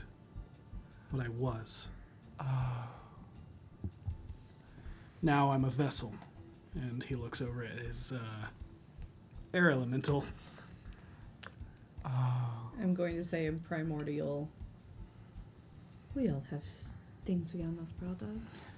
And Lady Cornelia puts her bloody hand on your face and says in primordial, and we are all vessels as well. Don't touch me. Very well. I prestidigitate her hands. Oh, thank you so much. We have limited time with my djinn. And we'll push the djinn forward towards, I'm guessing, that red tentacle that's still on this side of the room. Yeah, heading that way. All right. Make them my way. You see Love that that sort joke. of tentacle still wrapped, almost waiting for you. The room, instead of there being that sort of in-between, is just a direct connection. This red glow emanating from the room. As you enter, this hatch on the sort of bottom quarter of the wall. It's a small room. It's being opened, and the sort of tentacles that you saw from earlier are coming out, scooping up this material, and it all seems to squelch and squeal as it's burned inside this furnace. But the steam that fills the room is incredibly cold. You all are kind of freezing in this room. Oh, I'm comfortable. And My there, body's cold. on a stool in the corner, sitting is the conductor. You see the light in here is all red, save for a small lantern beside the conductor. He looks somewhat distraught, his head buried in his fin-like hands. He looks up at you, his small beady eyes filled with regret, remorse. Ah, you have all finally made it. Sometimes it's one, sometimes in pairs, but never all five. How brave you must have all become in so little time. You see he sort of stands, his head having to sort of crane to the side as it hits against the ceiling. Walking over, he picks up this shovel on the wall. You see him open a small door, and inside is this collection of what looks like dark maroon rocks. But as he moves his shovel inside and scoops them, you see they're more like the texture of congealed and dried blood. Some bits of bone grinded and sprinkled in. I finally get to share this with you. You are what powers this train. And you see as he grabs the furnace hatch and opens it, this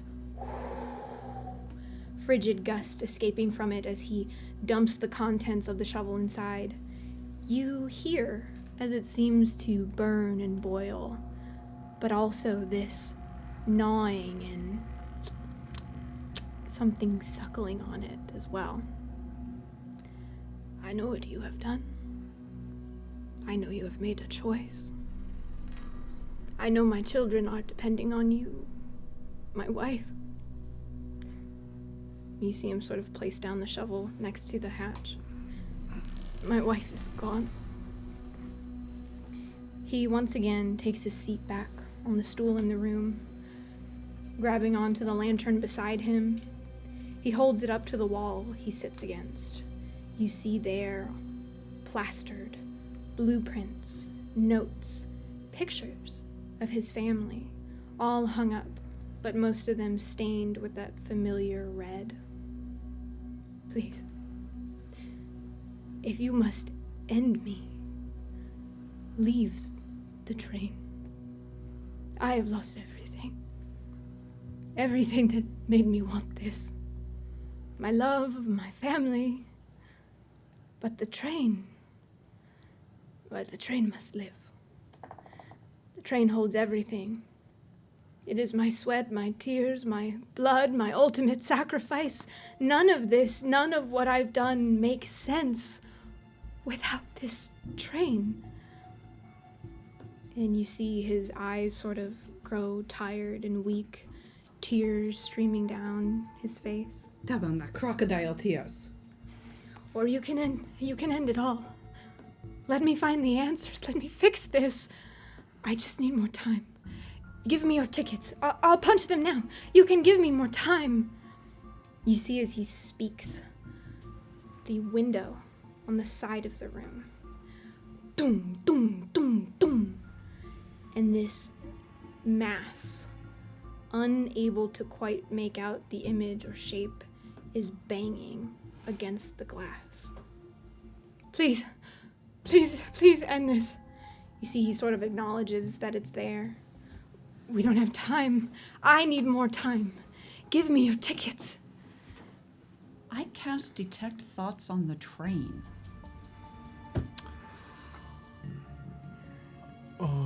Gotcha. Okay. I love that. Okay. Well, That'd be great if it was like, And I I love forgot that. to roll It's a train. for my Like, magic nothing. surge on the last one, so I'm going to roll 2d20 on this one. Okay. It's a sorry, you were saying. 18 and 19. I'm good. 18 and 19. Okay. I will also bring up Bend Luck, right? Doesn't that have the put into the DM's hands a forced magic surge? I think that's only Yes. does it? As But well? did I use Bend Luck? I You think did. you I used, did, yes. Let me double check that. I think you I know also Tides used of Chaos. Tides of Chaos. No, No, it's not Tides yet. of Chaos that does that. Okay. Bend Luck does not. While she delves deep, Vincent will go, I know what it's like to sacrifice, what it's like to lose everything. I lost my husband in a fire, our child. I know what it's like to want to hunt and do anything and everything it takes to bring them back. Isn't that why we're all here? You have come so far. You've built what it wants from you. Just give me more time. And as you are, and as he is speaking, you begin to detect thoughts on the train. And as you tap in, you see the brain matter extends out the window and envelops the front of the train. You see it as the thoughts at first are incredibly intelligent, smart. You hear it sort of, they finally all made it. It will be the most will I will get to consume at once. Are you pushing deeper? Yes. Okay. Nah, Of course I'm I good. am. No, I'm good. This is the Fathom. Okay. We gotta go As deeper. you do this, I would like for you to please make a wisdom saving throw. Okay. Yeah, that's fair. Yeah. Over sanity. Natural 20. Natural So 20. That's going to be a Eat it, total train. of 24. 24. As you delve deeper into the mind of this creature, you feel almost like there is something scraping against the sides of your own thoughts, and it stings for a moment, but you sort of push through that pain and that ache into past that barrier, and it's almost like you are swimming or drowning in thoughts, multiple, thousands, millions, all, but at the core of it, you feel this need to consume will, the power of being able to get to the front of the train is what it's after. What is it? The train. The train is thinking. It's alive. It plans to consume our will. As you're saying this, No. you see the continuous doom, doom, doom, doom on the glass, and you begin to hear as the glass is beginning to feather out in cracks. What are you doing? I was going to tell him. I was going to ask him a question. Okay. What do you wish? I wish to make it right. Do you? Then let me grant your wish as I cast Seeming on all of us and we all become his family. I become his daughter, the witchy one. I'll become the old man. I'll become his wife with the apron. Okay. I There guess was I'll... the brother and then... That's it. His uncle. Yeah, Is, I'll stay the same. You can... I'm whatever he makes me. You also have the son. yeah. You So- did not meet the brother. But is in the picture? Yes. Yep, I'll make everybody Okay, his I'll family. do the son. You do the brother. You Since I got the hat. seeming onto all of you, and you see as he sort of winces, and you see as the lantern he was holding, he drops onto the floor and it shatters across, and he just end it then. And he sort of slumps against the wall, and you see doo doo as the glass breaks. For a split second, water begins rushing in before it is stopped and plugged by the mass of this creature rushing its way in. You see its body pinkish in color, but its skin translucent, able to see through to the veins and the organs inside of it. You see this clot of something moving through the body until it reaches the end of this slug-like creature, and suddenly erupts out from the front these Ew. Keep going. I These want more. terrible, long, flexible tendrils shoot towards the conductor, and you see as they wrap around his form and begin raising his figure off the ground, pressing him up against the wall. This body, large and slippery, begins crawling its way into the room. Mage armor. Okay. Small hands over its stomach, like caterpillar legs, but these are human, grabbing and grasping onto the walls and floors. You all begin to feel the room filling with just how much it is. Its body squeezing you and rapidly sliding to constrict around you. What are you doing? I immediately quick draw my gun, and at first I take aim at the conductor, but then I move down and I shoot the furnace. Okay. As you pull the I gun, unload. you just unleash sort of this like rain of bullets into the body, and you are beginning to feel as your arms are getting tighter and tighter to your body, and as you're pushing holes into this creature, that red smoke that you all saw in the beginning begins pouring from the creature I need all of you to please make Constitution saves. Okay. Is it inhaled? Is it, sorry? Do I have to inhale it? Okay.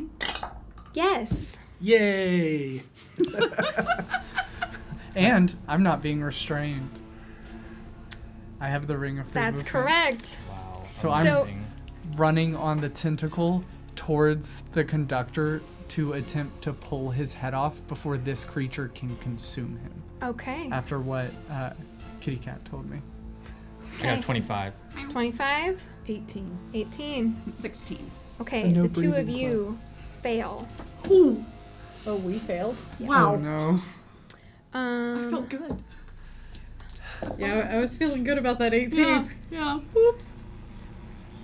You take 12 points of necrotic damage.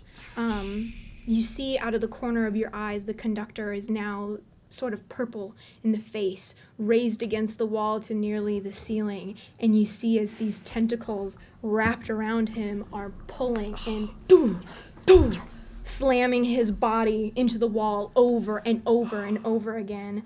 You begin to see, those of you constricted, from under the translucent skin of this creature, your own face pressing against the skin, using your hands and mouth to try and grab and rip away from its entrapment inside this creature. Your body's beginning to be crushed by the weight and the mass of this creature as it's still pouring into the room, more of its mass filling. What are you doing? From the hit that we just took, can I glean from it that is how it intends to consume our will? Can you repeat that? From the con save that we just did, do I get kind of, since it said it wants to consume our will, can I put those together that's kind of what it's trying to do right now? I'll say for the sake of the situation that you're in, you feel like that smoke that's coming up is a defense mechanism from Vincent driving holes into it. Okay. So you're unsure how it intends to consume you? Yeah. Gigi's trying to get an idea for, is this the end? You make a wisdom saving right throw. in the same. Oh boat. god, a saving throw. Yeah, because I have a plan if this is the end. My sole plan is to Same. try and consume him first. Oh, wisdom saving throw is going to be a 6. 6. You rack your brain for what is happening, this feeling, this dread, this fear, and you cannot ascertain what you are supposed to be doing. This creature is rapidly filling the room. You and all of your fellow passengers are, well, except for Lady Cornelia, are being restricted by this body. Something needs to work. I'm going to let the others go before I do what Seeing him shoot the fire, I'm like, oh, it's an engine. It's trying to suffocate him and us. It makes sense to suffocate it as well. The djinn is going to go and basically try and suck up all of the oxygen of the fire that's within the furnace, and then I would like to Eldritch Blast and try and do the same. And kill Okay. the engine. Yeah. Stop their heart. Give me... Oh, I was just going to do that in attacks. Okay. Yeah. Yeah, Unless so you want me to do something else. let's, I Go actually ahead want and- to do something non-violent. okay, go ahead and roll with advantage and just give me what it is plus, like, your spell attack modifier or something. Oh, yeah, I got all that. Okay. So, It looks like calamari's on the menu. okay. 20 and 18 from the air elemental. Okay. And then, oh god, 17 and okay, that's Okay. better. 27, 27? from me. Okay, so as you send your djinn into kind of this furnace and it begins pulling all of the air and the fire from inside, you see almost like putting a vacuum in a bag. The creature in this room almost shrivels, but it is still coming in. Even though you've been given a little bit of room to be able to not be constricted, there is still funneling in more of this creature. What would you like to do? I'm shifting my detect thoughts onto one of the images of myself Okay. that's appearing inside it. And I'm going to try to figure out, I'll probe deeper as needed, but I want to know if the me that we're seeing, or that I'm seeing, knows what we need to do specifically. Ooh, So, I that's love cool. this. You sort of focus on the image in front of you, it clawing and grabbing at the skin. It just seems to sort of glean off of it. And as it does, you hear in the mind, the knife, where is the knife? And it is sort of just pulling and grabbing, trying to get to you. Okay. Got it. I think that would circle us back to Lady Cornelia. The only thing I have the idea to do is try and wrestle the conductor out of being entangled by this creature. Okay. Start like pulling and trying to, even if I have to like scratch and bite the tentacle, I will do that. And all the while I'm laughing maniacally in another feeding frenzy. And she's like, you thought you were going to consume me? You're a train. Okay. As you're sort of like grabbing onto these tentacles wrapped around and digging and clawing, you almost feel like a sausage casing filled with thick liquid, and as you're pulling, they begin bursting at your sort of pulling and clawing, and as you're doing it, it's like you're keeping pace with this creature as it's continuing to kind of try and shoot out. Go ahead and make just like what you would roll for an attack. Okay. There's a big cough coming. It's the consumption. It's the consumption.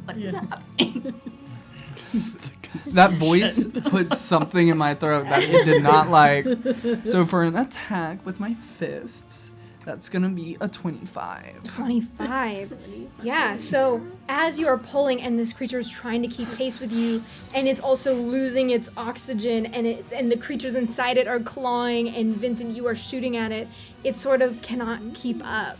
And as you're sort of like spider Just clinged onto the wall and every pulling, time it moves, I just touch the wall and am perfectly leveraged to continue pulling. yeah, you manage to kind of like in one swooping action, like wrap your hand around them and pull. And as you do, the conductor, as he sort of like is let go from this constriction and falls back onto the floor. I made a promise to your wife. And she begins to smile as her teeth begin to sharpen as she's about to go full feeding frenzy unless someone stops her. Okay. I think at this moment, Vincent has lost all hope, seeing his self, and he just doesn't want to repeat again and again. And he just... No, I will not forget you.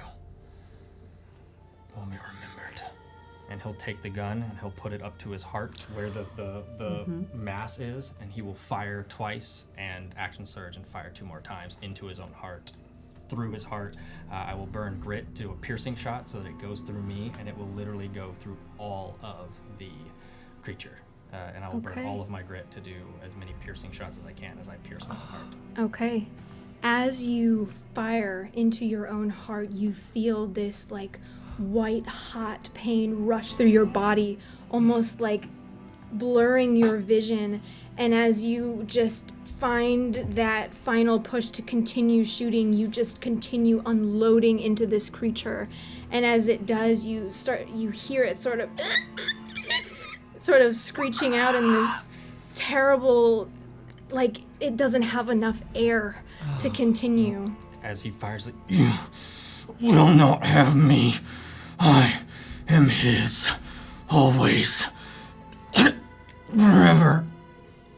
And as your blood is sort of spilled against the back of this creature and you sort of like lean against it, you are just like looking into the disappearing red light, and you feel this sort of peace wash over you.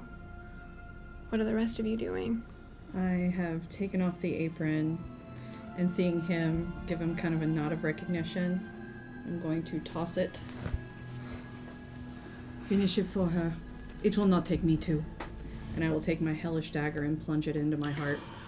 Whoa! Twisting it and banishing myself to the river Styx. Okay.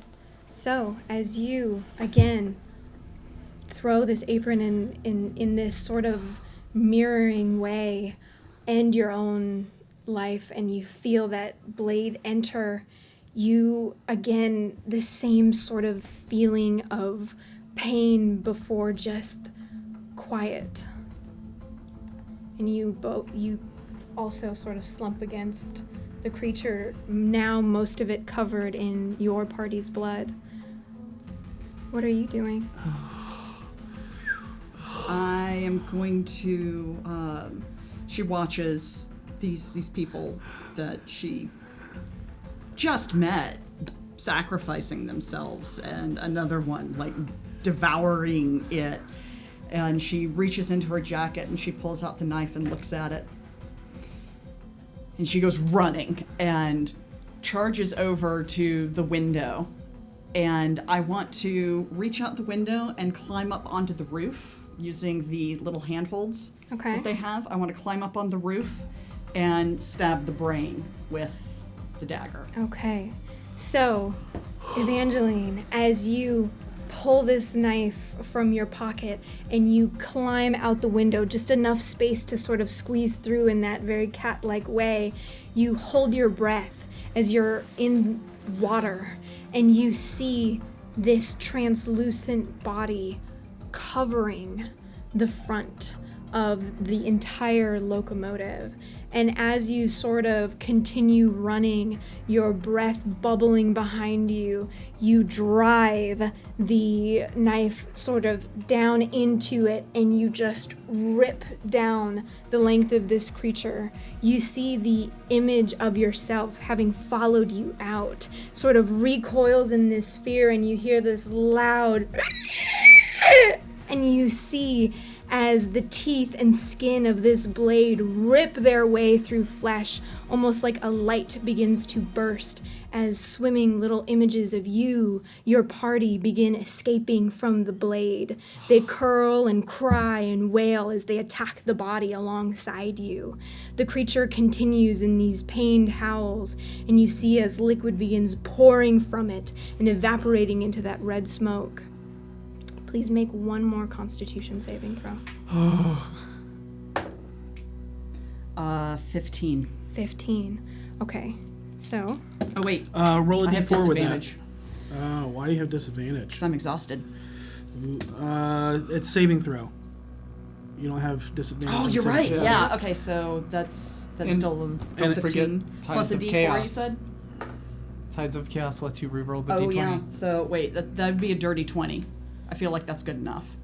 But I'm giving you a part of, like, some wish and giving you an extra d4 on top of that as Yeah, well. that gives me a dirty 20. Okay. Dirty 20 in total? Mm-hmm. Then you make it. And as this red smoke is pouring over your eyes and it stings, but you continue digging and scraping and turning and twisting that knife, and though it nearly just ends all of you, you fell it first. And as you're standing, red fills all of your vision, the air becoming thick, the small vision of the conductor there on the floor, losing consciousness alongside you, and all of you, your vision goes dark. Does this feel like as I was holding on to something, does this feel like this is about to be really bad for us? As this happens, you actually feel this sense of relief. Something kind has happened to you. Okay. I was gonna sequester us all to my into my canteen, but if it feels good, I'm going. Finally, like waking from a dream, your vision returns to you. And for the first time in a long time, you feel this warmth, sun shining on your face. Opening your eyes, you're at a train station. Bustling people, laughing, traveling, running with their suitcases and their luggage. You see in front of you a small family huddled together, a father, his wife, 2 mid-20s or so children, an elderly man rolling in a wheelchair, and this large, strong man seemingly carrying most of their luggage. As you all sort of regain consciousness, you find yourself sitting on benches, adjusting to the light and the sound and smells. The youngest, seemingly, of the family, the young boy, sort of places on his uncle's old hat, and you see as he sort of grabs the hand of his sister and they walk over to you, a piece of paper in hand. Are we standing together? Yeah.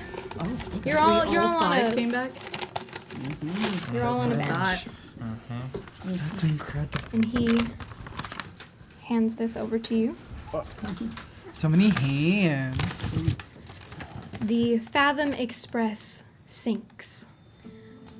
You see as he hands it over, the young girl sort of, I'm very sorry that you all didn't make it into the paper. But a story, nonetheless. So we did it?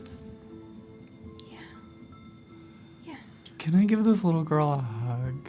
Yeah. Just, I crouch down in a very non-decorum, like not proper in any way. She just crouches and hugs her closely and says, "You remind me so much of someone. Perhaps we've met." And kisses her on the temple again. And she sort of laughs, and you see that same image that she showed you, that long blonde hair, that just like radiating sort of skin. And she, you did it. And tears begin pouring from her eyes. Is Barnabas there? I'll walk up to Barnabas. As you approach, you see this, that same sort of middle-aged man, the sort of curly hair at the sides, a thick mustache, and the little goatee, wearing the conductor hat and nicely dressed, and he...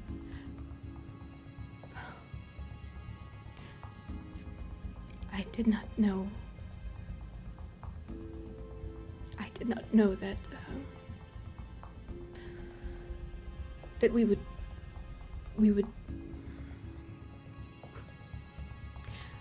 I'm glad to have let it go. And you see as he sort of turns and looks at his wife, who's sort of standing next to him, and he sort of wraps his arm around her. You saved me. You saved all of us. It's never going to happen again, is it? What? What you did, it's never going to happen again, is it? No, I don't want you to answer. I want him to answer. I'm reading his words. I want to hear it from his lips. He sort of... No. Never again. And he sort of looks up, and you see him sort of gaze past the sun into the clouds, and he... It's so nice to be above water. In a terrible turn of fate, the Fathom Express has seemingly been lost. The incredible transport was known as the world's first and only locomotive capable of deep-sea travel.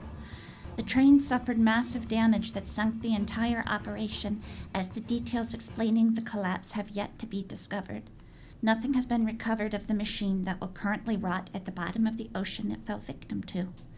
Though we mourn the loss of incredible innovation, we are happy to report the founding Fathom family were able to escape and safely return to land.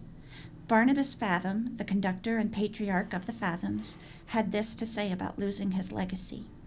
We used to say on the Fathom, where everything is fathomable. But over time, my family and I learned the truth. Some things are meant only to be dreamed of. Perhaps the sinking of my darling train is a gift that the Fathoms may finally rest. And that is where we are going to end our expedition on the Fathom Express. That was incredible. Absolutely amazing! Shit, Lucia. Wow.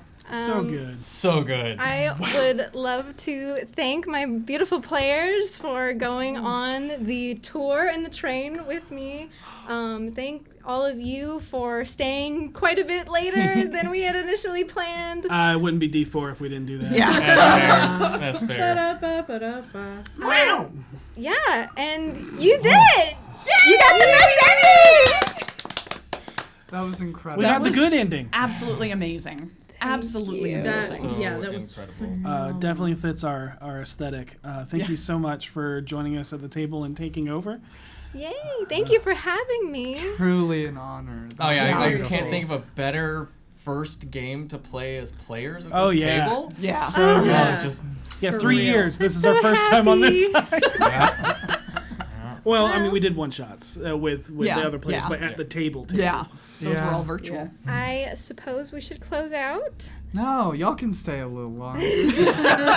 Y'all look So- delicious. You're behind the DM screen. You get to say it. Please be excellent to each other, and may you always roll with advantage. Good night, everybody. Woo!